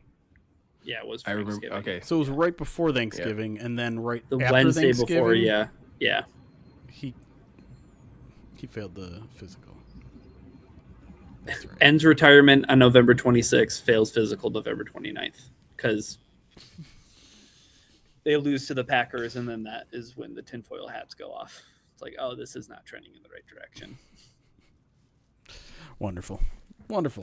Great memories. Justin in North Carolina, thank you for subbing on YouTube. Lasermouth, thank you for the 31 months, and then I missed J Rago with 2 gifted subs. Appreciate that, J Rago. We don't get gifted subs too much anymore. I always appreciate that. Back in the segment 2. There was one question I wanted to get to. It's on Twitch or YouTube. I don't remember. Oh, was it a question about cap implications with LJ? No. Where I know there was a question about like overcorrecting, like if we're worried about the Lions overcorrecting. That's what I was gonna. Yes, Trevor Wood. So that one was by Trevor. Yeah. Do you guys think the Lions are at risk of overcorrecting to being too no nonsense and losing the looseness and fun that was also a big part of their identity? No, because I feel like the looseness and fun that they had was always like it's always tied to success. So like, and I think Dan's always been fine with that. If we are winning, if we are being successful, and you want to have fun on the field, like have fun on the field. This isn't going to be a situation where I think you see Dan pull JMO to the side because he decided to do another front flip into the end zone on a 70-yard bomb to be like, hey, this is no nonsense this year. Like, I don't think you're going to see that at all. Right. Yeah. Like they aren't. It's not like they're going to turn Allen Park into like this almost Matt Patricia like locked in like, hey, we don't talk to the media, don't do celebrations, don't exchange jerseys with each other, like we're taking the, you know what, we tried having the pool table in the locker room, let's take it out. Like no. Yeah. Now the minute that happens, I think everyone should probably start, sweating a little bit like yes. Hey, the hell's going on? That is a last resort move of like, oh my God, we're losing the culture. We got to take away their ping pong table. And install a hill. That's right. But like, I don't know. Sometimes I do think that, and I think most NFL coaches are guilty of this. Like there is a little bit of like, okay, this didn't work. Now we got to do the opposite. Or we got to hyper focus on like this one thing. We have to have 7 kickers come into training camp and kick a 39-yard field goal from the left hash. Oh gosh, didn't the Bears do that? Yeah, that is what I was referencing. Yeah. But I think there is something to be said for what Amon-Ra said during his media availability, which again, it's media availability. Like there's so many like sound bites that can be found in these, especially at this point in the year. But I think this one is relatively true where he talked about like, hey, like after a while, you just become like when you're so successful after a while, you kind of become complacent in certain areas, whether it's preparation, whether it's in execution. Like, I think it's just like whether intentionally or subconsciously, like those things kind of happen. And you kind of need seasons like this to kind of remind everybody of like how quickly things can flip. Like just as quickly as you were on the upswing, it can all come crashing down. Yeah. I mean, that reminder that everything is earned and not given, right? So I just, how many wake up calls do they need though? Like, was it not a wake up call when, you know, the Commanders bounced you in the first round the year before? I don't think. Unfortunately, that wake up call was done by John Morton. We just got John Morton out of the building. He rang way too late. Yeah. Okay. Yeah, I think there's to your point, Jeremy. Like, as many as it takes to get to the actual root of the issue, because I think like even when you talk about like, hey, they got bounced by the Commanders, like think about the context in which like Dan was responding to those things. Like, oh, we'll just reload. We'll just, like, hey, we'll go out there. We'll find another really good OC. We'll do this, and like we'll be fine. Like, I don't think there was ever enough inward looking in some of these situations to be like, hey, maybe it is a little bit deeper than personnel. Maybe it really is mentality. And maybe the mentality that you guys had in 21, where it was absolutely fight and claw for everything, started to like lax a little bit. It's possible. I don't know. It just, to me, it was just like that was the rallying call last year.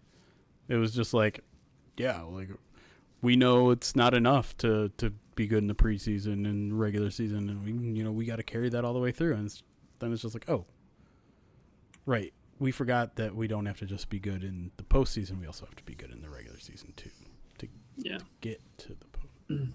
That's That's how that works. Yeah. Yeah. The only thing that I worry about, and I don't worry about it to the point that Meko made, but like if you aren't true to who you are and you're trying to overcorrect to be somebody that you're not, I think that's all it boils down to, right? Like if you're overcorrecting to not be who you are as a coach, well then yeah, I'm worried and things aren't going to work. But like I think Dan, because of his background as a player and everything, I think he knows what like getting back to business means, and maybe it's just putting your nose to the grindstone kind of thing. Yeah, I certainly wouldn't say anything Dan Campbell has done this offseason has felt out of character, right? Yeah, I'd agree. Like I can see this being Dan's shtick behind closed doors. Like this is kind of just who he is, like about his business thing. When it comes to him being a professional football coach. Right. You know what I mean? Yeah. Yeah. But I still see him being like personable. So as long as I was gonna say, yeah, because like even in his press conference when it started, like he rattles off everything, and then someone starts asking a question, and he like jokes. And he's like, "Oh yeah, like questions." Like he kind of like cut, like, and he's like having fun with it. So it's like he's not so uptight where it's like a little decorum, please. Yeah. Still being but it's definitely a more dialed in approach. Like I said in the first segment, like I think it is the proper type of dialed in where it's like keeping everything at least in context of like where we are in the offseason right now, how much do these things matter, and like keeping a focus on like, hey, for these next 2 weeks, 2 to 3 weeks, whatever it is, we're just trying to hammer home the fundamentals. We're trying to make sure that you guys know where to be, what the calls are, how to execute them.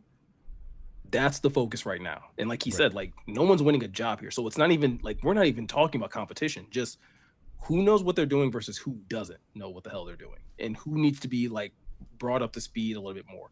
When we get to July and like pads start going on and we can start ramping up practices, I would expect a switch to flip in terms of intensity, in terms of like even the evaluation probably aspect of it for him, in terms of like, hey, who really is standing out at this point?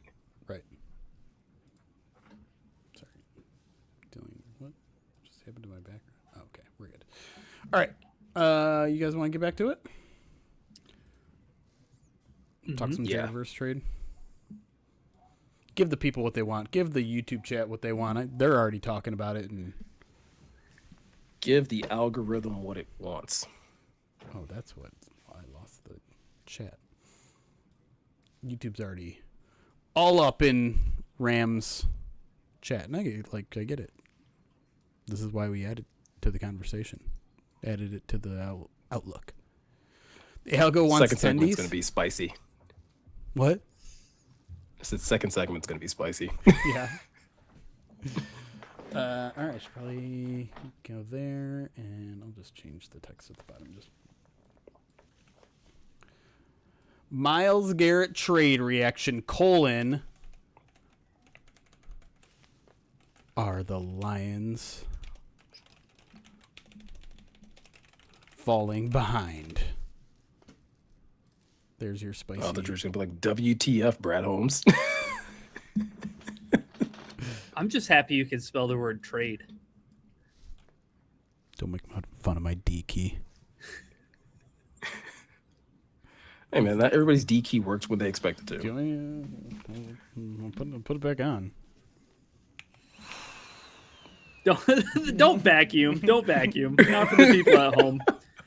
Not for the people who are operating heavy machinery while they're maybe listening to us. Have their car stereo go from 0 to 100. It's my little keyboard cleaner. Jeremy had to clean his keyboard before we started, and It didn't work. not mute his mic. Yeah, I'll fucking do it again. I'll do it again. All right, I'm ready.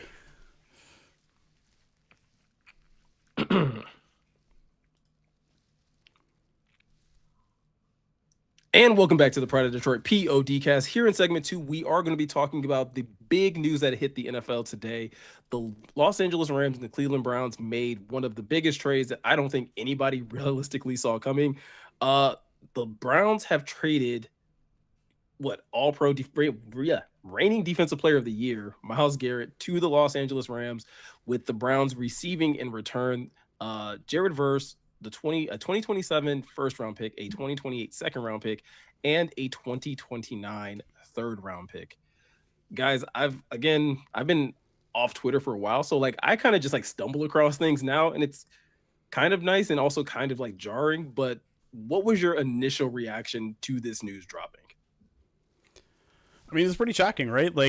We were all waiting for the other June 1st trade to go down, which did, the AJ Brown trade. We were just kind of that felt like a formality, and then just all of a sudden it's oh, Myles Garrett is getting traded apparently, and lo and behold, it's the Rams again. The Rams doing their F them picks thing, going all in thing, and the rest of the other 31 teams and their fan bases are just getting super jealous and all those things. And here we go again, doing the, hey, should the Lions be going all in conversation.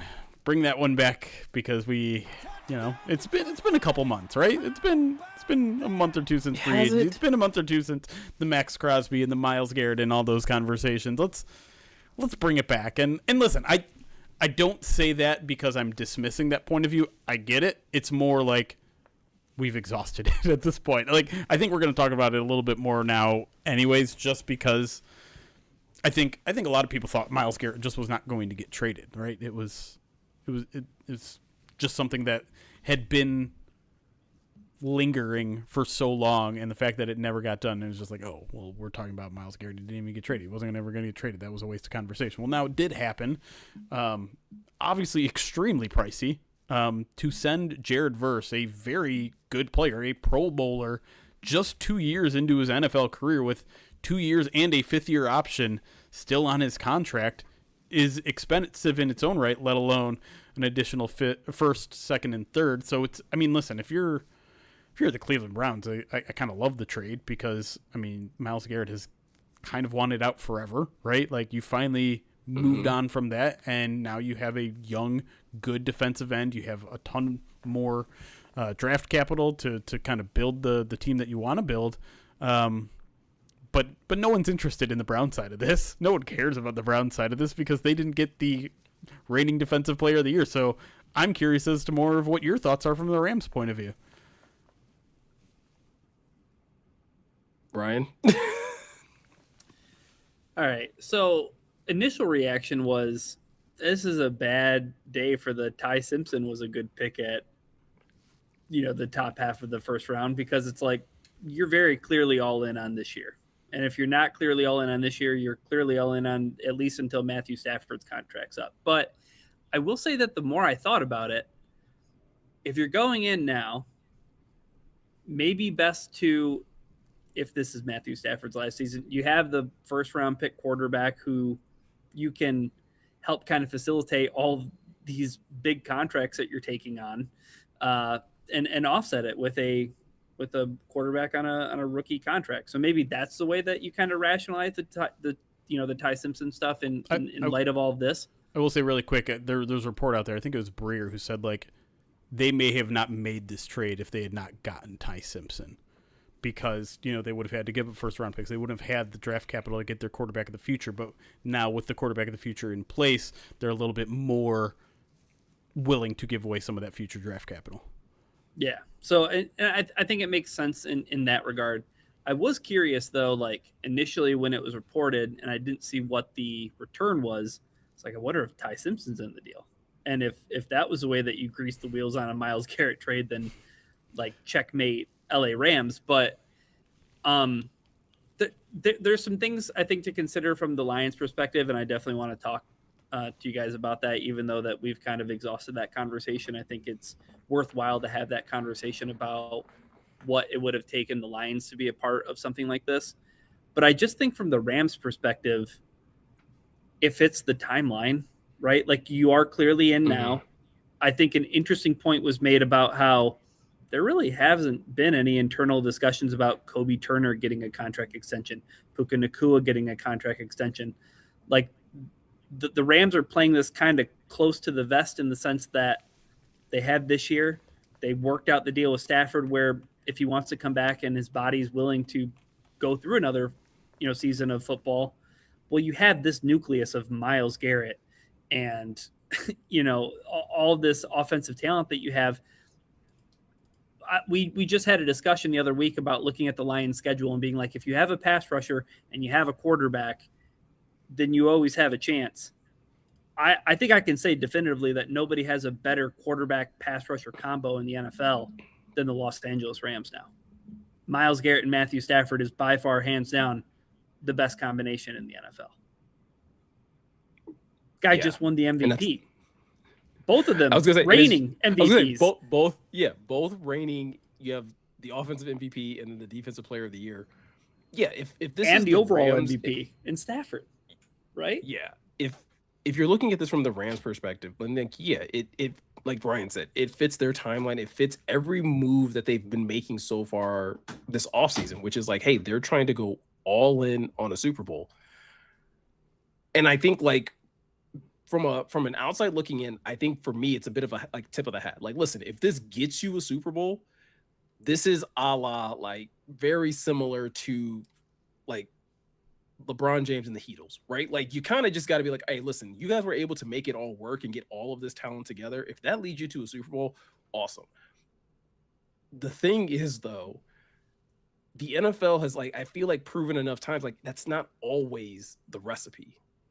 And so like for this is more so for Lions fans, but it's just like, I get the level of like envy of seeing like a splashy deal get done and feeling like, well, dang, why can't we do this? And I know Jeremy and Ryan, I'm sure you guys are going to be able to articulate it way better than I can of like why it's like literally not feasible. But the idea of like, well, like, hey, we're doomed, we can't get there now, like is not a true like statement, at least not in May. Like I think it's way too early to make that statement, because let's just rewind to last year when Micah Parsons was the splashy trade that landed him in Green Bay, and everyone was like, oh, well, Green Bay's clearly got a road to the Super Bowl. Right. Guess who didn't go to the Super Bowl? Right.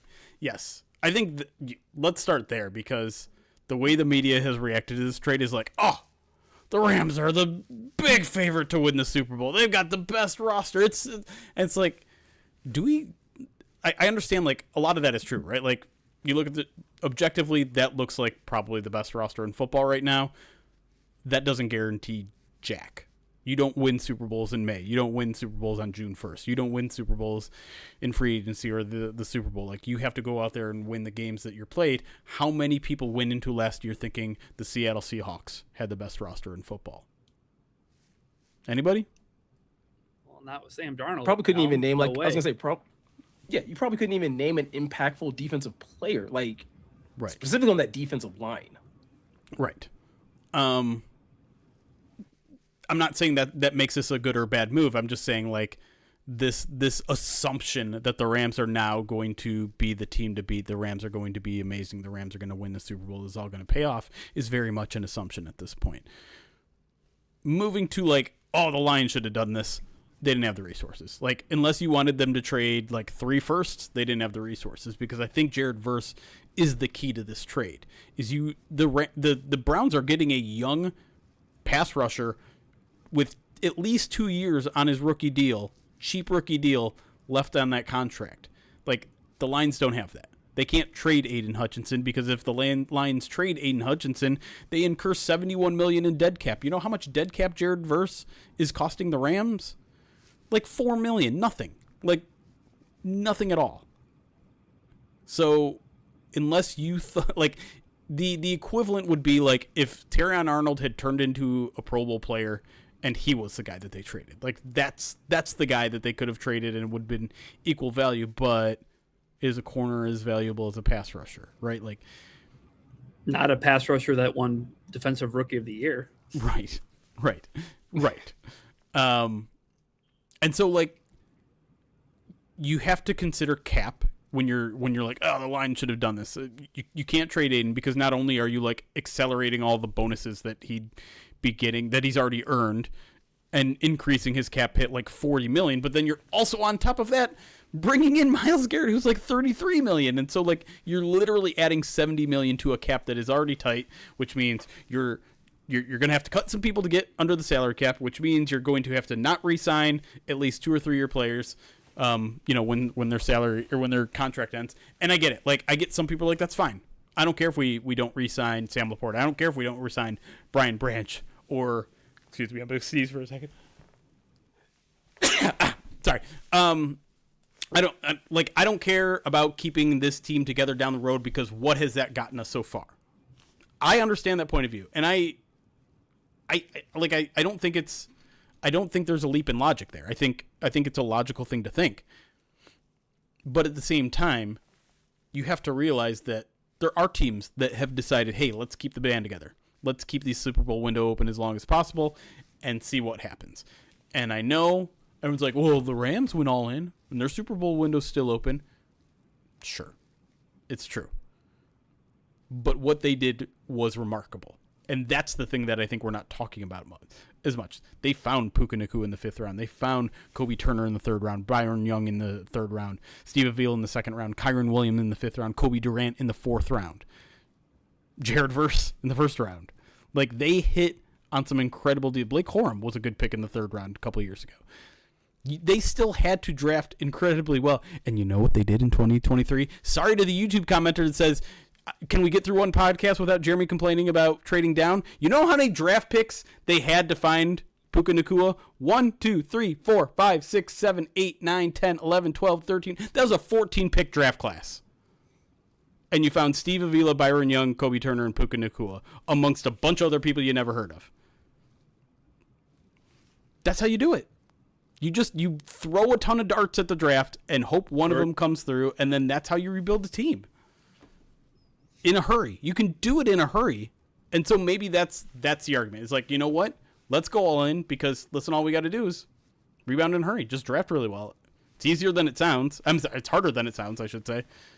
Because, again, like, there's a reason why there are maybe 30 other general managers who would never do what they're doing in Los Angeles. I would say the Eagles are pretty close to doing that too.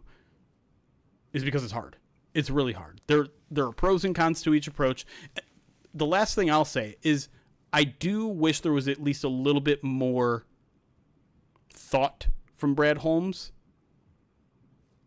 in not retaining homegrown talent and instead saying, you know what, we can't pay everybody. Maybe it's time, while this guy is in his prime, to trade him and either get draft capital or trade him and get a good player. I don't have an example of him doing that when he didn't, but it's something like I wish he would consider, because the way he talks about the 2023 draft class is that's not even under consideration. We are bringing these guys back. There is no question. But you have to get younger. You have to get cheaper. That's the most important thing. Like, you can't maneuver in free agency right now because you are paying all these players. So at some point you have to be like, we have to draw a line. This guy is good, but he's not good enough for us to warrant yet another top tier contract. I don't want to sound like I'm defending Brad Holmes, but I just want to say that maybe to that point, Jeremy, you have seen him do that in a couple of ways. A couple of times, one, trading Matthew Stafford. Yes, he wanted to be out of here, but you are moving on from one of your better players, and you did get good things in return. And to your point, right, then you turn those draft picks into Jameson Williams, and you turn that other draft pick into blanking. Two extra first round picks. But anyways, point still stands. Right. The other point though is TJ Hawkinson, right? That was a guy that he saw, but the Lions were very much in this we're still rebuilding phase. Yes. Now that they've transitioned out of that phase, I don't think you've seen them move on from any of their assets that are going to become more expensive in the future. Like if it's Lee McNeil, if it's Aiden Hutchinson, if it's Jameson Williams, like they've rewarded those guys. And I think that we've been behind that, but I do think that you're only seeing it in Alex Anzalone, right? Like that's a player who, yes, some fans would have wanted to see him come back, but they had to make that hard decision because they also wanted to make Jack Campbell the highest paid linebacker. So I think, Jeremy, to your point that we saw one phase of Brad Holmes where it was all about building this roster. And now it's to a point where I don't think we've seen his philosophy change as much as we wanted to see it, at least suggested, right? Like, I don't think we're not getting a different Brad Holmes other than Brad Holmes is just super aggressive in the draft and he likes to trade up during the draft. That's what Brad Holmes likes to do. And he won't move off that strategy, right? Like we want to see like a more varied approach in how he's approaching the offseason. Because I think that my first reaction when this comes across my phone is, well, that sucks. I mean, like, we've seen Max Crosby traded and then not traded. We've seen Micah Parsons get traded. We've seen Myles Garrett get traded. These are all guys that I think at some point on a podcast, you can go back and hear us say, like, they're not going to trade Micah Parsons. They're not going to trade Myles Garrett. There's no way they're going to trade Myles. And it's happened, right? Or at least it almost happened in theory with Max Crosby. But it would just be nice to see Brad Holmes, or at least hear about Brad Holmes, because I didn't realize that like this was percolating a little bit before it became news. Like I saw that there were rumors about the Eagles being in on him. I saw that there were rumors about the Cowboys being in on Myles Garrett. So it would be nice to hear like the Lions name mentioned in some of those things, at the very least. And that feels like a weird gripe to have, but it does feel like you at least hear those things about other teams. You don't hear those things about the Lions, and you're left wondering is Brad really involved? Is he even thinking about being aggressive in the sense? Because right. I do hear those people, and I think, like you said, Jeremy, it's not too far of a leap in logic to like hear where they're coming from. I want to say really quick, and then Meko, I want to hear what you have to say, because I think what you're saying and what I'm saying too is like we just want to see a little bit more open-mindedness. It doesn't necessarily even have to be go make the moves. It's just consider them, right? Just consider them. Consider breaking from what you've done so far, whether that, I don't know if evolving is necessarily the right word, but just like consider other moves, consider everything on the table. And maybe he does do that and we just don't hear it because the Lions have been a fortress forever.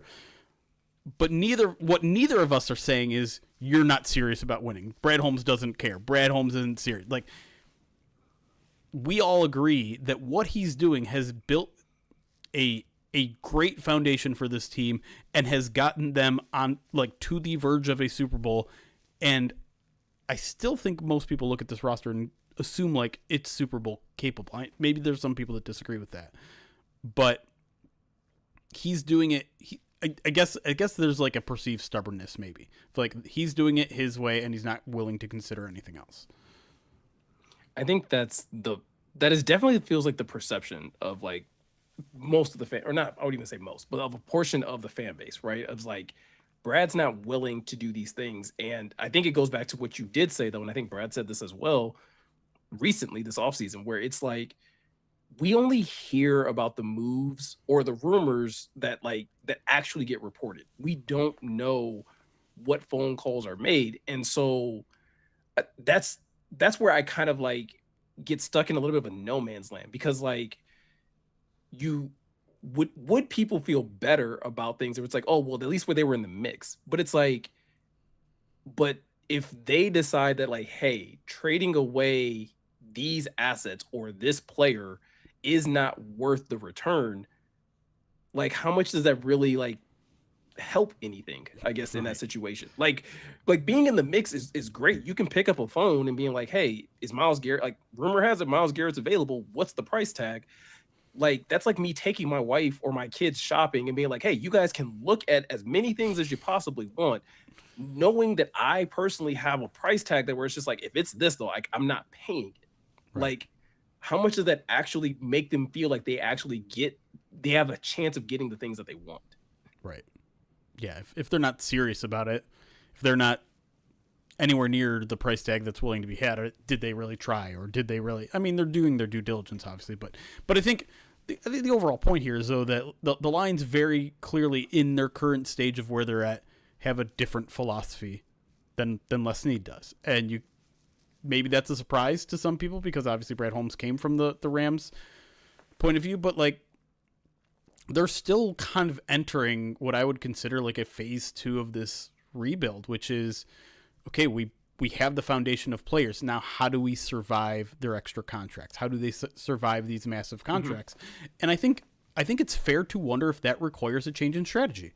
If that requires you know what, we can't pay everybody, so like maybe we need to acquire guys on more short-term basis and go for these like big swings because we have to trade away some of these guys and get future assets and get future draft capital, and maybe we use that draft capital on players. Maybe we use those draft capitals to send it off and get a big-time player. Now, I think we also have to recognize that the Lions going for like a big-time edge rusher is still very unlikely, even if they change their strategy, because we were talking about this a little in the Pride Detroit Slack. Like, who do you know that has 2 top 5, top 10 pass rushers in the league?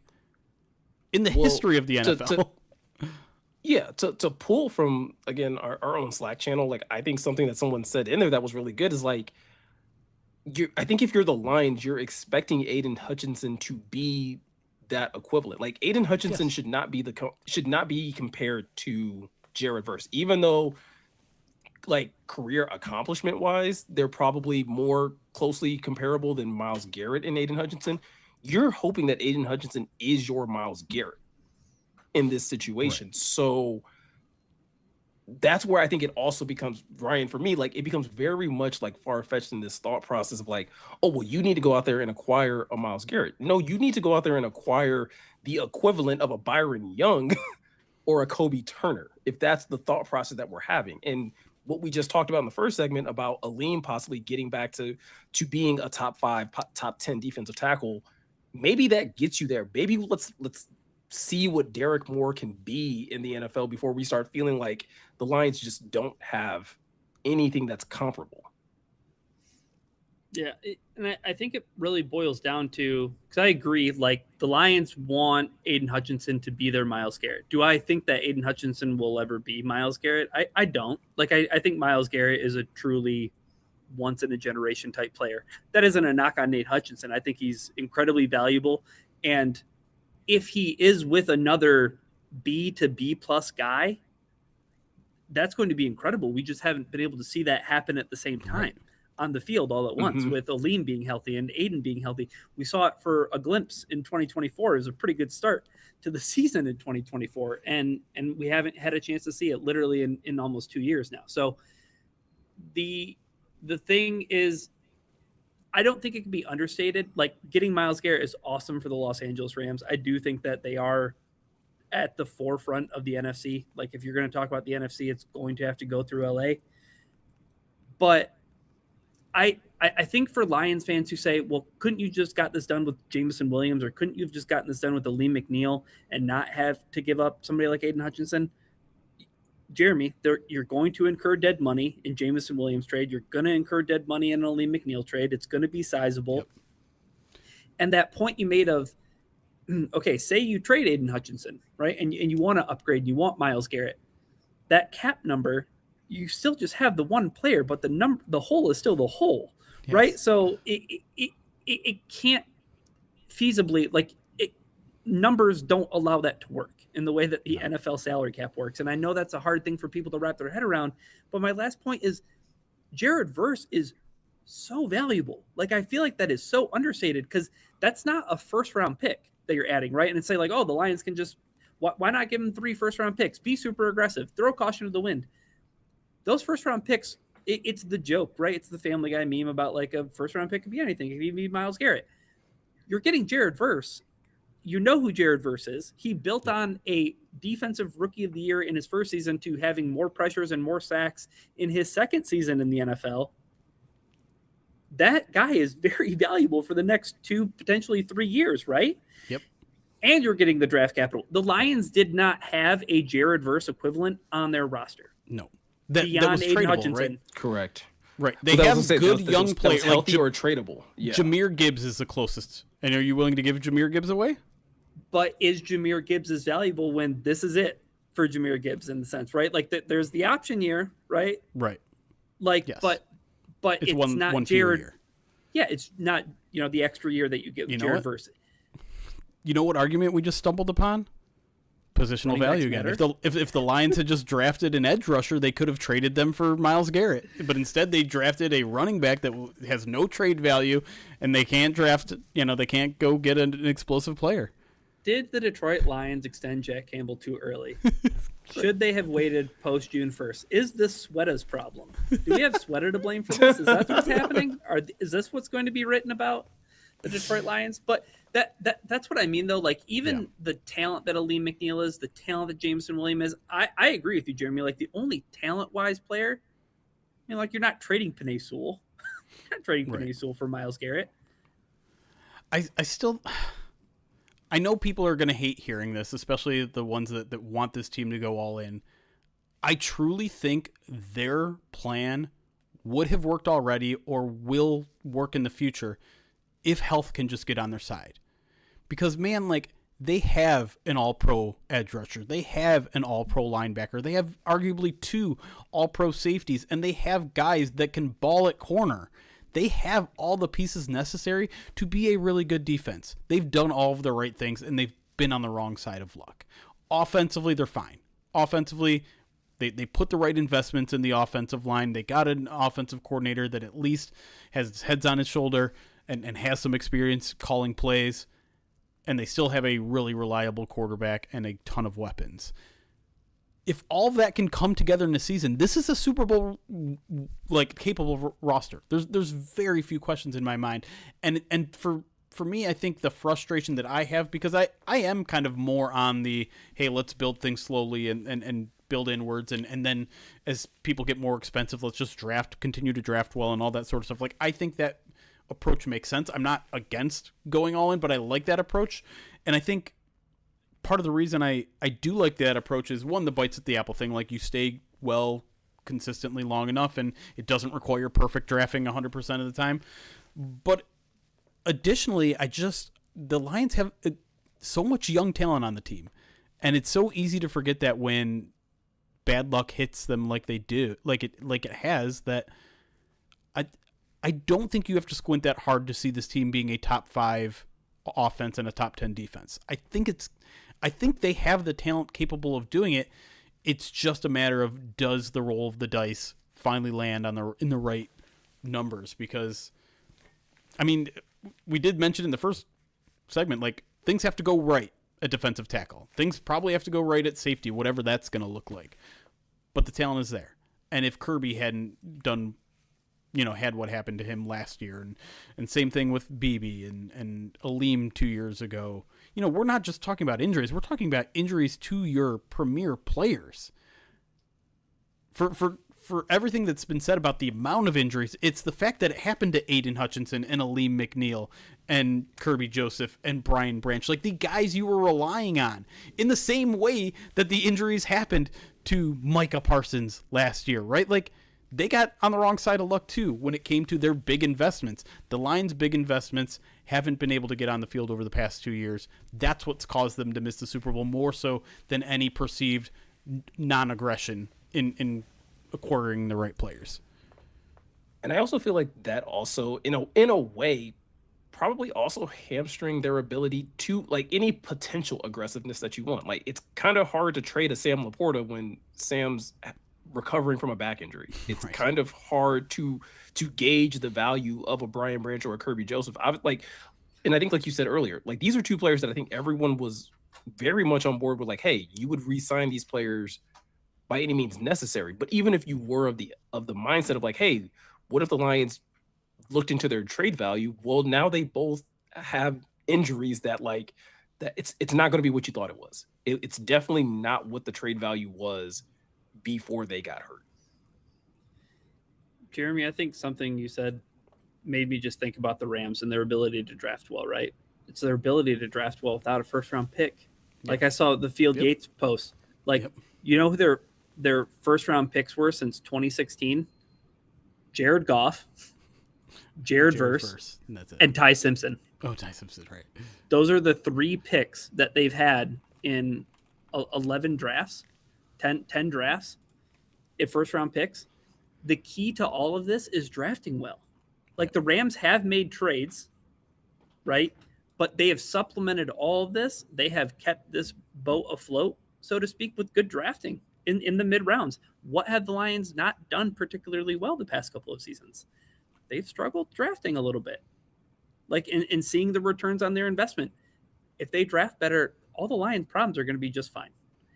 And I think that's the reassurance that, like, you saw it in 21, you saw it in 22, you saw it in 23. I'm not ready to write off people from the 2025 class. There's reason to be hopeful about that. There's reason to be hopeful about 2024.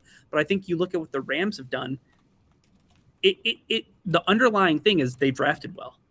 If the Lions get back to drafting well, these problems are going to be fixed. And I think we've seen Brad Holmes do that, Meko. So, like, that's why I'm not ready to just totally toss in the, hey, let's make the big, huge, aggressive trade. But going back to that point where it's like, it would be nice to hear that they are more seriously engaged in stuff like this, you know? But I think, like, but I think you just hit on something that's also very key. That's something that stands out to me is, like, as much as we want to hype up the fact that, like, Les Snead is willing to be aggressive and trade away draft assets to get star players, we gloss over what he does in the mid rounds. We gloss over, like, the drafting aspect, which is, like, you can't always make a deal happen, right? Like that is another key part of making trades, that you can't always, sometimes even throwing certain picks. Like, I think Brad talked about this as well. Like, sometimes, like, teams are going to weigh that, like, well, your first round pick is potentially this, or this pick is potentially that. So how is it weighed? But, like, you can still hit on the picks that you have, even if they're outside of the first round. If they are in the second, the third, the fourth round, like, where are the people that are asking about, like, well, how does Les Snead feel about drafting in the third and fourth round? Like, we talked about that after this draft, about how Brad seems to feel like he can skip over the third round and just kind of prioritize the fourth round. Like, why is that not a comparison? Why is that not the thing that people want to harp on? Because that's way more in their control than it is necessarily being able to swing these really big trades that have cap implications. I think the logistic answer is because that's day 2 and day 3 of the NFL draft that happened on Friday and Saturday. And this is the Myles Garrett headline that has everybody talking, right? It's the trades that have made the Los Angeles Rams so incredible, right? And I think the other thing I wanted to point out, though, is that this is the biggest swing they've ever taken, in my opinion. Like, trading 2 first-round picks and a fourth-round pick for Jalen Ramsey, that was bold. Trading the 2 first-round picks for Matthew Stafford, right, along with Jared Goff in that deal, that's very aggressive. They have been aggressive, but they have not been this aggressive. This is, like, the most aggressive trade that I think that Les Snead has ever made. Well, this feels, and I think This it is feels. this is I the was gonna true say, stress test to this philosophy, Meko. Like this is the biggest stress test to F them picks. I think truly. well, yeah, well, because like you said though, it's because Jared Verse is like at the center of it. Because if this trade happens and Jared Verse isn't a part, like if this is Byron Young in these picks, like I would absolutely understand Lions fans being like, "What the hell is Brad Holmes doing?" Yeah, we need an NBA commissioner in here who can get in between Yeah, this trade and veto it. Yeah, that's what right. we need to But have like, happen. but to give away a guy in Jared Verse that could have been that was, I would even say was foundational for the Rams at the time. In addition to this, is like, oh, this is really mortgaging your future. Because if you don't go to a Super Bowl this year, go and win a Super Bowl this year, like we're talking about, like, well, what if Matthew Stafford sign on for another year? What more would you have to do in that following season when like you traded for a corner, you traded for the reigning defensive player of the year, you drafted a quarterback at 13, you did all of the things. I don't I don't know how you top that. Like if you're Matthew Stafford, I think you'd probably just look at like, well, we tried. If I'm putting my tinfoil hat on, I'm going all the way back to the draft. I'm going all the way back to Sean McVay's perceived reaction about Ty Simpson. I think Sean McVay is tied to Matthew Stafford. I think that when Matthew Stafford's done playing football, I think Sean McVay is done coaching. And this is a move that puts them all in for the next 2 years. If that's the next 2 years that Matthew Stafford has left, that's the last 2 years that Sean McVay has left. So it's, you know what, Les Snead, you want to draft your Ty Simpson in the first round? Go ahead. I won't even be here. Right. Let's Sean get McVay super gonna pull a aggressive. Sean Payton. You're muted, by the way, Jeremy. Thank you. The only thing I wanted to add there is I think it's important to point out like how Matthew Stafford is kind of like the key cog in all of this. Like he is the ticking time bomb in the Rams organization where they feel the pressure of like, okay, once Matthew Stafford is gone, we kind of have to start over in some sort of way. And like, yeah, they've already started the process of that by drafting Ty Simpson, but at the same time, they know like we don't have a runway after this. So why not just try to get the plane off the ground? Why not do everything we can to get this plane off the ground? The Lions don't have that sense of urgency. They don't have that sense of like, they don't have that built-in excuse in 2028 where it's like, oh, well, we're not going to have Jared Goff anymore, so who cares if we're bad for a year or two? Yeah, I mean, with him, I mean, he's going to turn 32 in October. Yeah, I totally agree. You don't feel that same pressure to be on Jared Goff's timeline. Well, also because Jared Goff isn't the best player on your football team. And I think the Rams just got the best player on their football team in a trade. I was gonna say it's no longer Matthew Stafford either, though, like with the Rams. Right. It is 1,000% now Myles Garrett. How many teams in the NFL can you say traded for Myles Garrett and they didn't acquire the best player on their team in that trade? You know what I mean? Like, are you saying like the Chiefs with Patrick Mahomes? Like how long or extensive is this list? I don't even think personally. I think Myles Garrett pound for pound is a better football player than Patrick Mahomes. I know that's something crazy to say, but the guy's been locked in Cleveland his entire career. If Myles Garrett played for the Dallas Cowboys, that's all we would hear about is Myles Garrett. The fact that he's made the career he's made in Cleveland, that should not go understated either. Like I think the Rams are going to be really freaking good. They're going to be really, really good. But for how long they'll be good, that's the philosophical debate between them and the Lions, right? Yeah, like I think at a minimum they're going to be really fun to watch. But like to Jeremy's question that he asked a couple times in regards to like the Lions' chances of being legit Super Bowl contenders, like I think their chances haven't changed. It's June. Like it is June 1st. Let's see what these teams look like after training camp. Like things change so drastically in the NFL. It is crazy how much things will change in a month. I agree. So what you're saying is we shouldn't freak out on June 1st. We should listen to Dan Campbell. Nothing matters about May and June football. Just Bring chill your out. pajamas. Yeah. Yeah, just Do the same thing the Lions are doing. Put on your pajamas, put on your Buc-ee's onesie, grab some Righteous Felon craft jerky, and RELAX. Don't do that. Don't do that. Oh, an Aaron Rodgers reference to close out the podcast. Oh. Well, we're not gonna close it out just yet. We got reviews to read, guys. We are on the march to 1,000 Apple Podcast reviews. We're up 7 from where we were last podcast. We're at 942. We're literally on the cusp. I think when I checked before we started recording, we were like 4 subscribers away from 19,000 subscribers on YouTube. We're also trying to get to 20,000 before the season starts. Like, we're making big moves. So I think we should definitely take the time and check out the latest reviews that we got, because we got 2 really good ones. Sure did. Which one you want, Ryan? I'll read the first one from Angry Rat. The title is Excellent Podcast from 6 days ago. 5 stars. Angry Rat says, I listen to a lot of Lions podcasts. This is one of the best. The hosts are fun and knowledgeable. They give good insight into what is going on with the Lions. They have diverse opinions, and the banter is fun to listen to. I'm going to guess the age of Angry Rat is older than 45, because there's multiple spaces after each of your periods. Double so spacing. Yeah. That's I the feel ELA teacher in me. My age range, my generation was like where we stopped. Like, You were in that transitional phase. early on, we were double spacing all over the place, and then it got to a point where like, hey, no, we're not doing that anymore. And then it came down to you in like high school, early high school maybe. Yeah. Essentially, yeah. But you know Well, what? shout out to Angry Rat. Appreciate the 5-star review. That's right. And the extra spaces. I appreciate you. It's a throwback. Yeah, a time capsule. It's awesome. Our next review comes from Shogun 3, 5-star review entitled "Let's Talk Jerky." He says, "If you are a diehard Lions fan, look no further for your podcast, All Things Grit. It's a series of media that is grounded in data, honest assessments, no clickbait or hyperbolic ramblings. There's something for every fan and some entertainment as well. So warm up your mozzarella sticks and get you some POD."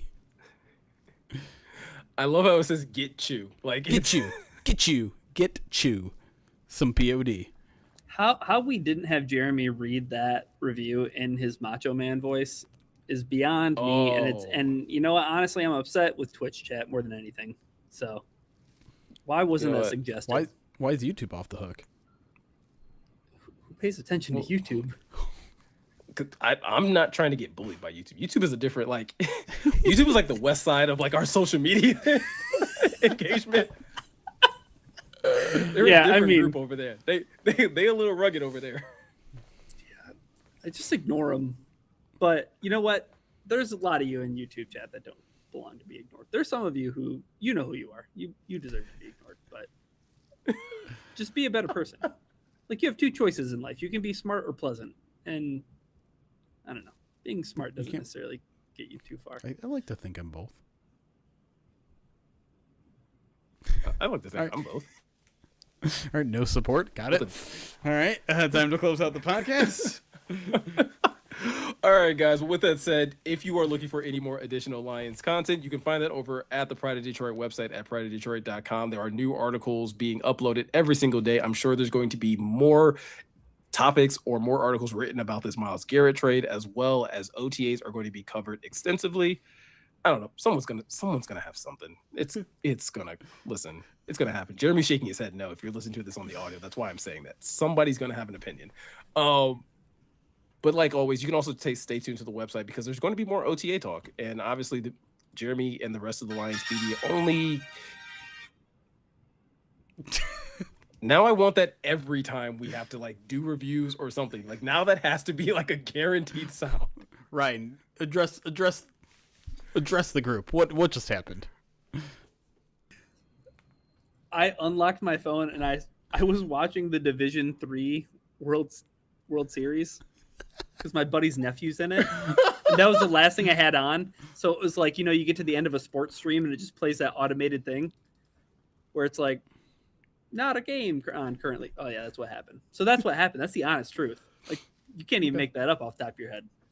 So you're kind of like LeBron James in the sense of like the minute the podcast starts wrapping up, you just start heading to the locker room. Like you're not even gonna shake hands, dap up before like we actually. Dude, I thought that was a reference to my favorite LeBron James story. Was that when he was with the Heat, he was connected on the aux and he had Pandora with ads because he wouldn't pay for the premium. That's how that's how the rich stay rich, man. That and righteous felon craft jerky codes. Yeah, POD 15. All right, back to our outro. But yeah, if you're looking for any more Reliance content, find it over at the website. Check out the link in the description. If you're over there watching this on YouTube, you can actually subscribe to PODD, Pride of Detroit Direct, for our paid exclusive content that's even more insight into OTAs, more podcasts, more videos. There's a lot more stuff. Including midweek mailbag this week. We will not have that on the podcast feed. It'll be a 4-hour episode on for our newsletter subscribers. So go to pridedetroit.com/subscribe if you want to become a PODD member. 4 hours of midweek mailbag. Just imagine how much righteous felon craft jerky you can get through in 4 hours.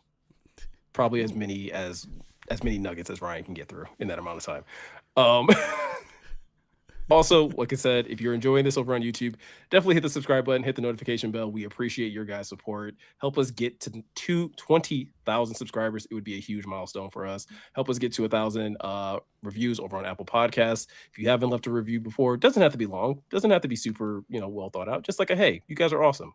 And we will still read it here on this podcast because we appreciate you guys. So with all of that said, I'm Meko.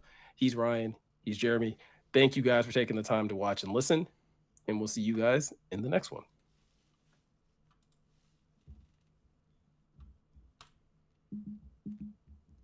That had to have been our longest outro of all time. Well, because, someone decided to head to the locker room early. Well, if by locker room you mean like start the process of ordering takeout because I wanted to get it in before 8 o'clock, yes, I was 100% already walking to the locker room. We'll keep the vest on, but the jacket. I was gonna say, oh boy, with the jacket, you look like one of like the villains from like a '90s like action movie. Oh man.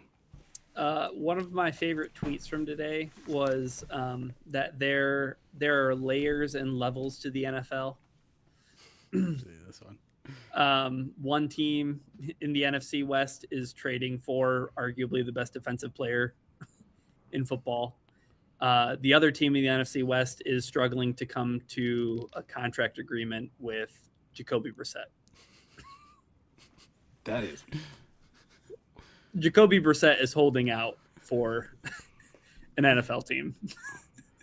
Like that should tell you everything you need to know about the Cardinals, right? If you're then just stay home. Just stay home. Like that would be my response to Jacoby. I want more money. You can stay home. Like we're good. You got us. Go ahead. We drafted Carson Beck. We'll figure it out. We drafted Jeremiah Love. We're gonna give him the ball 500 times anyways. Right. I need Jacoby Brissett to respond to that tweet with that I think you should leave meme. What the hell? What? This news isn't about me. Why am I being dragged into this? What did I do? Don't touch the dice. Do you think that had you put in a picture of Jacoby Brissett up and Jared Goff side by side, would Jeremiah Love know which one is which? Which one is his quarterback?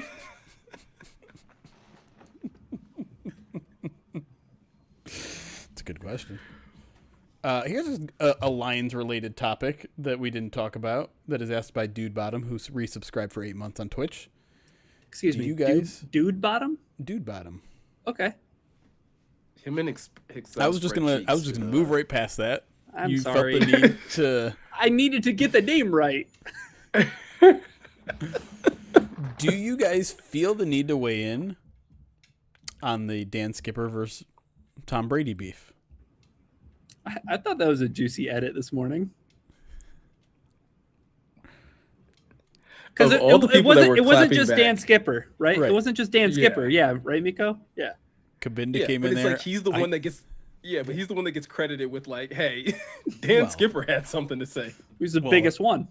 Well, he said the words bullshit, and that's like, there you go. He swore at Tom Brady. The antennas go up. A lot of people at Tom Brady's defense, though, right? Like, did you see like the amount of people like? Also, people kissing the ring. It's people kissing the ring. It's this idea. It's this like American ideal that's pretty inset in culture that like if you work hard enough, you'll succeed. Like enough hard work, and it'll pay off. And so then it stands that these practice squad players didn't make it because they didn't work hard enough. And they just didn't want it bad enough. They didn't want it bad enough, which is certainly an easy thing for Tom Brady, 6-time Super Bowl winner, to say about other people, right? From his ivory tower. Yeah, for sure. But like also Dan Skipper, Kerry Hyder, and Jason Kabinda weighing in. That's also like selection bias, right? Those are practice squad players who lasted 10 years in the NFL. Yeah. There's a huge subset of practice squad players who never made it, who only spent a year or two on the practice squad and never made it up, or sometimes spend 4 or 5 years on the practice squad. Like, I'm sorry, I'm going to split the middle of this take and be like on the fence here, because are there people like Tom Brady was saying that are probably pretty fine of just like, hey, I'm just going to be a practice squad player for the rest of my career, and that's fine. I think there's probably a good likelihood that some people exist. Some people like that exist. And actually what I respect about Tom Brady was he's like, that's fine. If that's all you want out of life, like, great. You're supporting your family for 8 to 10 years and getting a good salary. Like, I don't have a problem with that. I respected that he said that instead of saying like, those guys didn't want enough, long enough, well enough. They're failures. Like he didn't say that.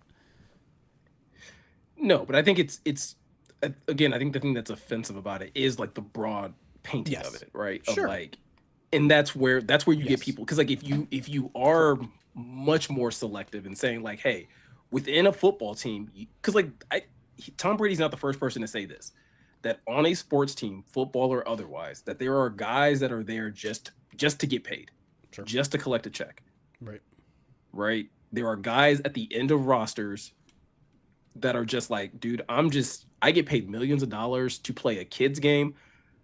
I'm just trying to get out of this without having any crippling injury for the rest of my life. And I'm going to collect a check, and I'm going to help my family get out of a situation that like we never thought we were going to get out of.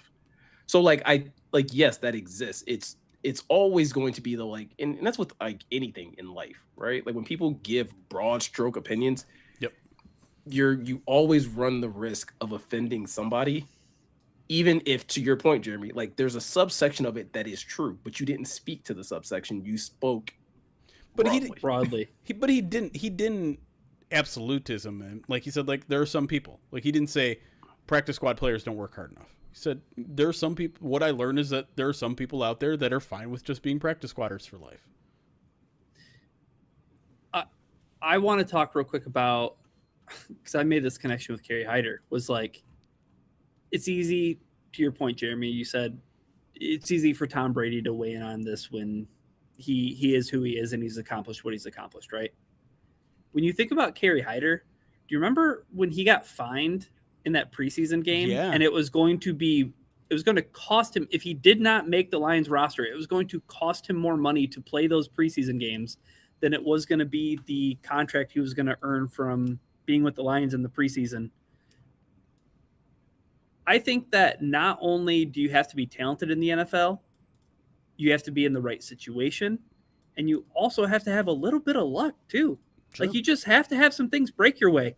And again, it's kind of rich coming from Tom Brady, because it's like, oh, well, yeah, sure, he can say that because he is a guy who was drafted at the end of the NFL draft. And yeah, like he you know what? Take his word for it. Okay.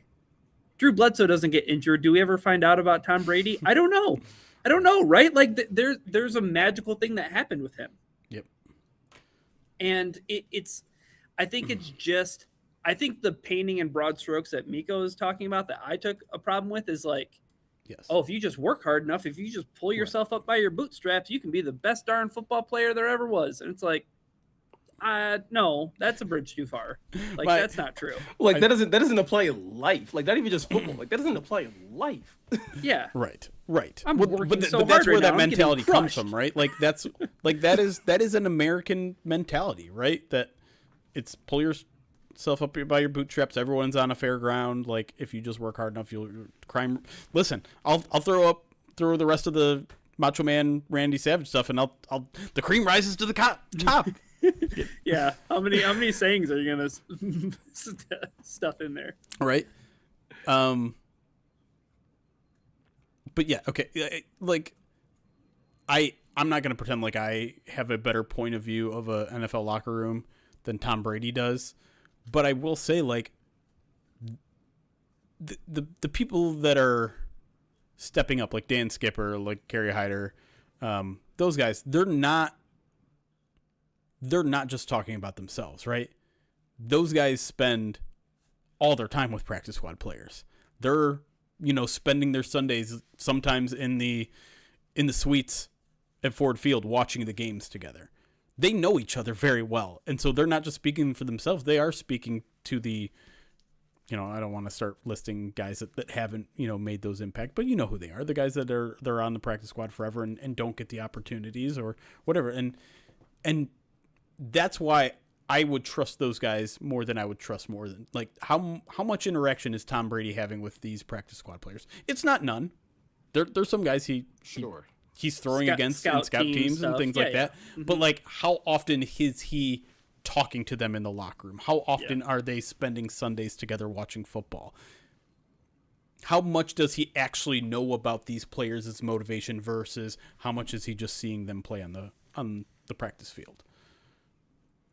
And so, I think there is something to be said too about like the guys that like the number of like former NFL players that I've heard like on, again, because like a lot of these athletes are now doing, or a lot of these former players are like doing podcasts or appearing on podcasts, and the number of guys that you hear that are like, yo, I was the man in college. I was like da da da da da, and I showed up day one to practice and found out there were levels to this. Like that there were even more levels to this than I thought. Like, I don't think we can like discount that like, and like how much of like a mind trip that can be when you're like, dude, I was an All-American. Like, it's one thing, obviously, like, yeah, if you were an All-American in high school, when you're like, hey, I was an All-American in college, I was this, I was that, I was up for these awards, I won these awards.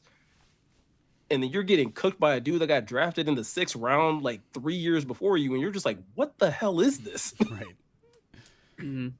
If I had to give a hypothesis as to why all these practice squatters never make it, other than the obvious fact of like, they're less talented. That's why they're practice squatters. Like, that's just how it works, is opportunity, right? In order to get better, you need to play football games. And if you are just taking, scout team reps, that's not enough to get better. It's why everyone wants a developmental league. It's why these, preseason games matter to these players. In order to develop, you need to get out there and play ball. And these guys aren't getting out there and play ball. That, to me, has much more relevance than you just don't want it enough. And like I said, I do think some of those players exist, and I don't think Tom Brady thinks all practice squatters. His exact quote is, what I realized is a lot of those guys on practice squads, they don't want to be elevated to the roster. He finishes by saying, you would assume, though, that if you're on the practice squad, you want to be at the top, but the reality is a lot of guys don't want the pressure of dealing at the top. So a lot, which you can take however that means. Does that mean a majority? Yeah, does that mean a majority of practice squatters feel like that? Does that just mean 30%? Is that a lot? I don't know. Yeah, it could be all relative, right? Like, you could say it's a lot, and relative to you, it seems like a way that you would describe as something being a lot. But like, I think Tom Kennedy is like one of the best examples. Like, what happened at the end of last season? An opportunity presented itself, and like, Tom Kennedy's been with the Lions since 2019. It's just the unfortunate reality for Tom Kennedy is that like, oh, hey, I might have a chance this offseason to play my way out. Oh, wait, no, they just drafted, Amon-Ra St. Brown popped off. Cool, sweet. Oh, hey, I might have oh, no, they just drafted Jameson Williams. Crap. Oh, my gosh. Like, I keep on getting buried because, like, there's these to Miko's point, there's layers, there's levels to this. Like Tom Kennedy was just good enough to break onto the roster when Khalif Raymond gets hurt last year, right? Like, okay, awesome. Yeah, just imagine that. Like, for you're not just trying. I finally, yeah, like I tried all year. I'm trying all the time. Yeah, got my opportunity, and still found out. Oh yeah, no, like Greg Dortch has actually been doing this a lot longer than I have, and at a higher level than I have. It just feels like such a rich person thing to say, though, Jeremy. Sure. Like if these guys would just try a little bit harder, If they want, and if they cared about it a little bit more, they could be millionaires like me. And it's like, sure, If you just invested your money like I did, and it's like, oh, you mean instead of living check to check? Yeah, if I just would, when I was 18 and I got out of high school, if I would have had $500,000, I would have bought 6 rental properties, and then I would have turned those 6 rental properties into 12 rental properties, and I would have just turned myself into like, shut up, The like, Monopoly man. Life doesn't work like that, Tom Brady. I don't have a death wish. We sound like grumpy old men. But if I had a death wish, I would go up to Tom Kennedy after practice on Thursday and ask him what he thinks of Tom Brady's comments. Because the amount of daggers he would stare at me, like he might be able to telepathically kill me. Yeah, brutal. And he would be, well, part of me has been thinking like, Be well within his right to be upset. yes, and not at me obviously for asking the question, although he would probably be upset with me because he probably doesn't want to go on record with what he actually thinks about that. Yeah, he might say like, off the record, I'll tell you. He would not say that. He would not share off the record thoughts. He'd be like, don't talk to me. No hard feelings, to be clear. That's just who he is. I would love for Tom Kennedy to hit you with the like I would love for him to hit you with the so now you want to talk to the practice squad guy, huh? Right. And I know why. I know why Tom Kennedy would hate Jeremy. He saw those pictures of he posted of him receiving punts from Jack Fox, like, just anybody can do my job. Huh? You're gonna walk into Allen Park and say that anybody can do my job? I didn't say that. Part of me does think it would be an interesting conversation to just like talk to a bunch of guys who've been on the practice squads and see what they think, and get their perspective. Like, have you ever met anyone like that? Obviously, I don't want you to name names, but like, is that something that you think is real? Obviously, the person who I'm talking to is probably going to say like, no, that's not me. Like, all day I think about living my dream and playing in an NFL game and scoring a touchdown, making an interception, doing whatever. Like, I'm sure pretty much anybody you talk to on record is going to say that, right? Is going to say, no, like I'm here for a reason. I want to compete, especially in the Lions building, right? Like, I'm sure the Lions practice squad is filled with dudes who just like all they want to do is play ball. Well, anybody that's on a an ton of active money roster, doing it. Yeah.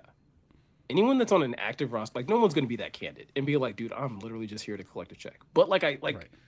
but I can't say it enough though. Like, if you get them talking about other NFL people, to your point, right, Jeremy? The question is, other people, is that pervasive? this? Do you see this happening? Yes. Yeah. but the other reason I think it like, to your point, Jeremy, why like I don't think Tom Brady's wrong that there are guys like that is like, once again, it's still life. In any job at McDonald's, there is a guy that's like trying to do the bare minimum. Yeah, of course. To still get paid. Yeah. So if that exists there, then yes, at the high, Jamarcus Russell was not watching film. Some people have. I mean, Jamarcus has more problems now, right? Like, I mean, he's like stealing money from. I'm just saying, like, teams. Yeah. But like a dude that was given like, hey, you could be great and rich for a while, and he was like, bare minimum. One of the best examples I think about, and it's kind of distorted though, and this was when this theory was like first like planted in my brain, was Bill Simmons was talking about Shaquille O'Neal, and like Shaquille O'Neal could have been the greatest basketball player, bar none, no questions asked, right? Just stay in shape. He was like, man, I can be awesome. I don't have to stay in shape. I can enjoy my life. I can be awesome, fantastic at basketball. It was the ultimate, like, and I know in Shaq's case, this isn't true. Like, D's get degrees. You know what I mean? Like, I can be a I can care about my job this amount and still be incredible at it and get paid awesome. It's the same thing with what I think Tom Brady's putting forward is like, I have this skill. Could I get better? Yes. But I'm really comfortable with just making the living that I'm making right now because I never thought even maybe this was possible, right? Mm-hmm. So I think that there might be an element to that for sure. But like I think this conversation is fascinating on the heels of like the Jeff Teague stuff and hearing about. Did you watch that clip that I put in Slack? It was when kind of this discussion was coming up about 97-1 and like players posting things on their social media accounts, specifically Wenzel Perez hitting the home run, but the Tigers lost the game. And it's like, are athletes allowed to have fun on social media thing despite their team not performing well, or despite them, maybe that player not performing as well as they should have been performing? Like Jeff Teague was talking about how like by the third year in the league, he was like, I didn't live and die by wins and losses anymore. Like, he's like, it was never a thing where it's like, I didn't care if we won or lost, but like, if we lost a game, it wasn't like eating me, to my core. Right. It was like, this is my job. If we lost, oh, that sucks, man. We'll get back on the next one. Like, we'll play really hard. He's like, but then you did notice, like, once you got to the playoffs, everybody's like, come on, gotta lock in, gotta win. It's like, if we had this mentality for all 82 games of the regular season, we'd go undefeated. Like, you know what I mean? Like, there's a yeah, it's a balance, right? Like, yeah, about how much you're giving into this, like, because at the end of the day, it is a job. Like, it's a job, and that's like Meko's point, right? Like, there's always levels to the job. There's people who want to rise up the ranks. There's people who are comfortable being where they're at. Like, that exists in any like hierarchy when it comes to, I think, like, no doubt, professional setting, right? And again, like, the one thing that I think Tom Brady deserves a little bit credit for is he's not judging the people that aren't all in, that aren't Kobe, that aren't Tom Brady, that are just like, I'm devoting every second of my life to this game. He's not judging them. He's saying, like, listen, if that's what you want to get out of sports, or you want to get out of the NFL, you want to get out of the practice squad, that's fine. You don't have to, like, your identity doesn't have to be your job, but for some people it is. And I'm actually with him on that. Like, get out of life whatever you want out of life.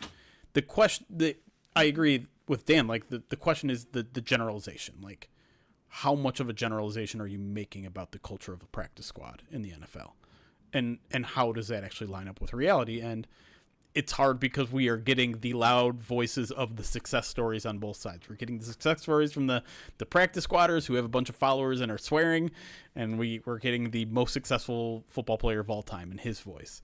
And how much are we getting from, the guy who lasted 2 years on the practice squad and then never played football again?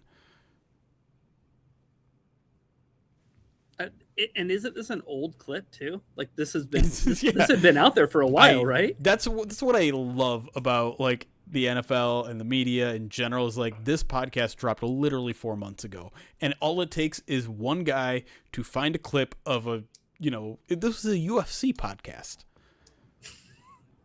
and I don't know how many views it got. It took me a good, like, 20 minutes to figure out, like, where can I actually watch the whole thing? Like, where's the entire clip? Because, of course, in the age of social media, no one properly sources anything.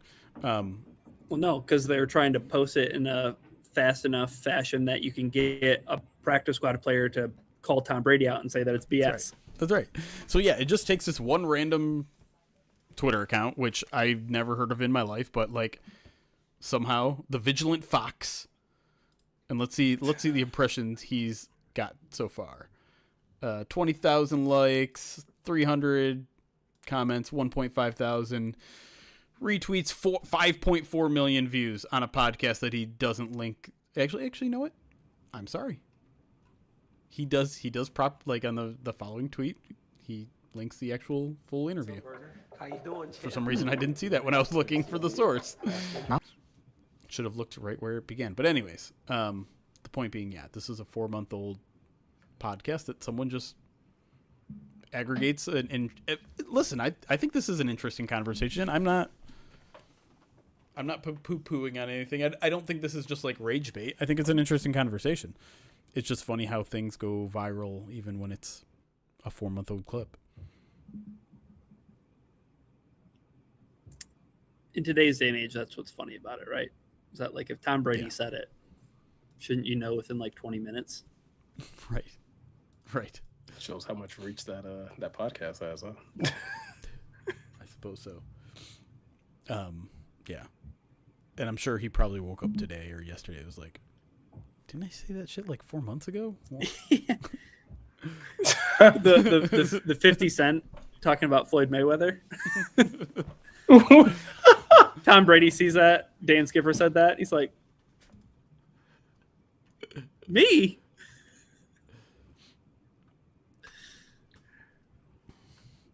time to go? I think it might be time to go.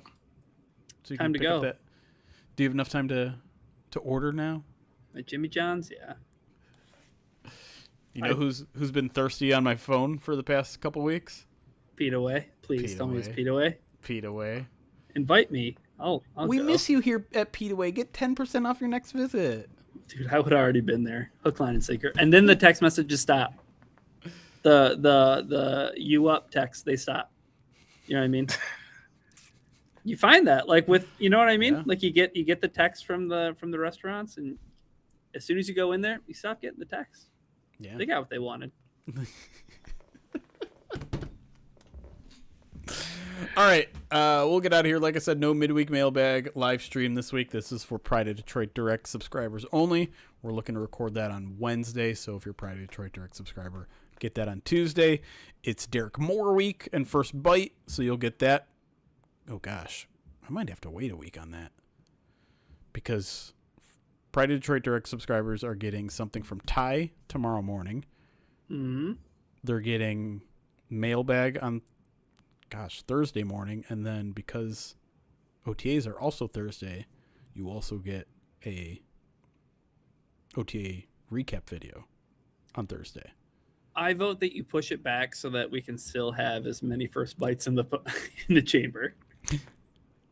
Maybe that's what I was thinking as well, because we still haven't recorded our Blake Miller episode. We've just been kicking our feet back because we got like 6 done in 2 weeks, and then we're like, we don't have to do anything. But if you know a good Clemson that time went writer, by fast. it did too fast. So maybe we'll kick that down the road, because I also have something, at least one thing I have to write. Don't have to, but might write this week for the newsletter. Part 2 of my How Will the Lions Replace These Snaps? Just a rundown of all the snaps that they lost this offseason and the players most likely to fill those roles. We did the offense last week. Defense is going to be a little more interesting. Oh, yeah. Mm-hmm. Get Dabo. I would love to get Dabo. I don't want to talk to Dabo Sweeney. Why not? I would pay to watch Ryan talk His- to Dabo Sweeney. My first question would be like, McDonald's, for all those kids that won the national title, you're cool with them eating McDonald's at the White House? You're Listen. cool with that? I'm just saying, on Clemson's website, his email's right there. Sure, he's checking it all the time. I'm going to send one. I'm going to send an email. I need not? you guys to, shoot your shot.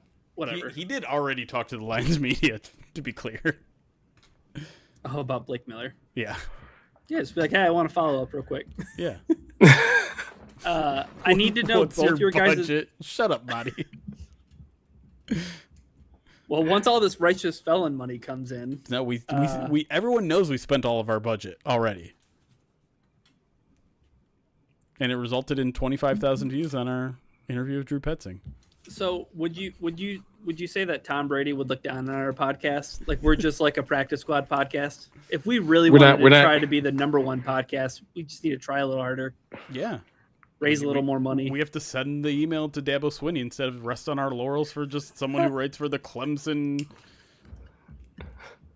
Oh no, I can't you're think not of gonna down talk about other media outlets. I was trying to like just make one up.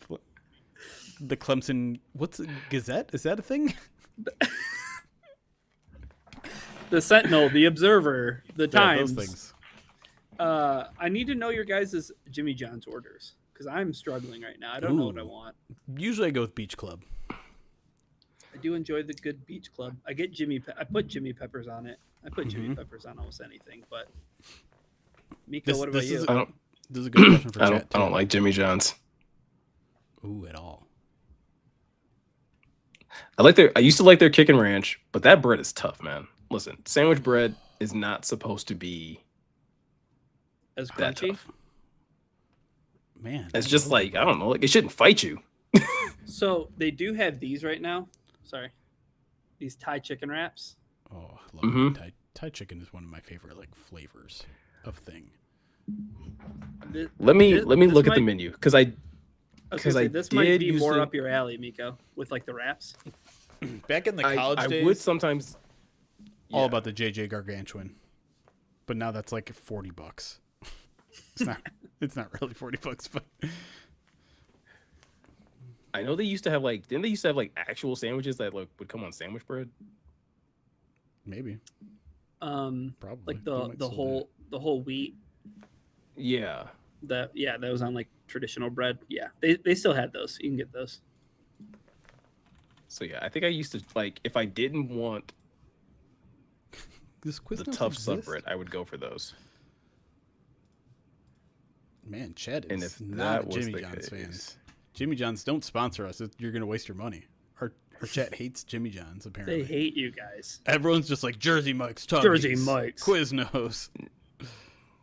Jersey Mike's is that place though. Dude, don't get me wrong. Like if we had like a local sub place, like I'd go hit them up. But I think this is the best option we have other than Subway. Jimmy like, John's $8.99 for a sub, chips, and a Coke. That's not bad. That's fantastic. That's almost like $5 foot long. Hold on, what? Offer only available for the Vito, Tom, and the Pepe sandwiches. Oh, Vito, Turkey Tom. What size are we talking? These 8-inch sandwiches only. It's pretty good deal. I do love Tubby's. Tubby's, I get this is a little weird. Taco sub. Oh, A I don't think I've ever had a taco sub. Man, Tubby's was only good to me when I used to work at the Palace. So they used to have like a Tubby stand. Mm-hmm. And I would get sandwiches from there occasionally. They were amazing. The first time I had Tubby's outside of the Palace, terrible. One of the worst sandwiches I'd ever had in my life. Okay, I used to get the ultimate porker. Excuse me, what's it called? The ultimate porker. Ham, bacon, lettuce, tomato, and mayo. Mm-hmm. Taco seasoned beef, cheddar cheese, onions, What lettuce, the hell? tomato, taco What is chips, that? and salsa. Oh. For some No. reason, the salsa specifically, it works so well. Dude, all right. There's Dude, no no, reason that you can ever my judge me for stomach is liking preloaded. Jack in the Box tacos after showing me that. Nah, it's Yeah, great. like my stomach is preloading. Like that's terrible. You guys are hating. It's delicious. No, I am hating. You're right. 100%. I am a hater. Would I eat that? Yes, I need I one would. person in my life to tell me that they've had a taco sub from Tubby's and that it's as glorious as I believe it to be. There used to be a Tubby's like across the street from where I was living in Plymouth. The chips give it a little crunch. The tanginess of respect the that. salsa. I can respect this. I can respect it, but I'm calling you a hypocrite. That's what I'm saying. I'm not saying I'm above this taco sub, but how dare you Tom Brady me from your ivory tower about Jack in the Box tacos and their slices of American cheese. No, I've had the Jack in the Box tacos and they suck. They're terrible. They're great. They're so good. They're a value menu Terrible. item. I don't even know if they have them I'm anymore. not speaking from a place of ignorance here. Tom Brady was Tom Brady ever on a practice squad? He's just always on the That's a good active roster. question. I don't know. Probably not.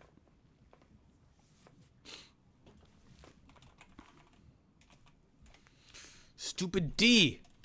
Who's Tom Bray? Tom Bray. Oh, all right. My order's in. I went with the toasted chicken bacon ranch. But I told them that I want the ranch on the side. So I think the one thing I hate about subs is when they put too much like wet dressing and it's just like dripping and it's like this isn't fun anymore. Now this is an exercise in me trying to keep it off me. All right. Chat surprisingly doesn't seem that interested in sub talk. Really? Oh, we can always talk about my overcooked steak. Meko's first foray into grilling his own steaks. Didn't go well. Didn't go terrible. Just How done? How overdone? Oh, it was just well done. Oh yeah. But it wasn't like. What were you aiming for? But it wasn't like hockey. I was aiming for like medium to like medium well. You just missed the mark. It's okay. I spent a few too many minutes in the bathroom and it overcooked. But the question is, are you going to try again? Oh, for sure. Like, cause Okay. So yeah. the steak that I got, I went to Target. Target had like this crushed peppercorn, like seasoned steak, which like still ate. Like I got 2 steaks. They were cheaper steaks, but I just wanted something to try, and these looked good. And yeah, it still tasted phenomenal. It just didn't have like the texture I wanted. So it was just like, okay, like if I can get this to be like medium, like we're cooking with gas. Like this, like seasoning wise, it was fantastic. Yeah, like I nailed the crust. I nailed that part of it. It was literally just the internal temp. The question now becomes like, are you going to be the kind of person that just like, hey, I'm just going to have well done steak for the rest of my life and I'm going to be perfectly okay hell with that? no. Or are you going to like actually care and put in the effort? I'm probably going to like, I'm going to probably obsess over this.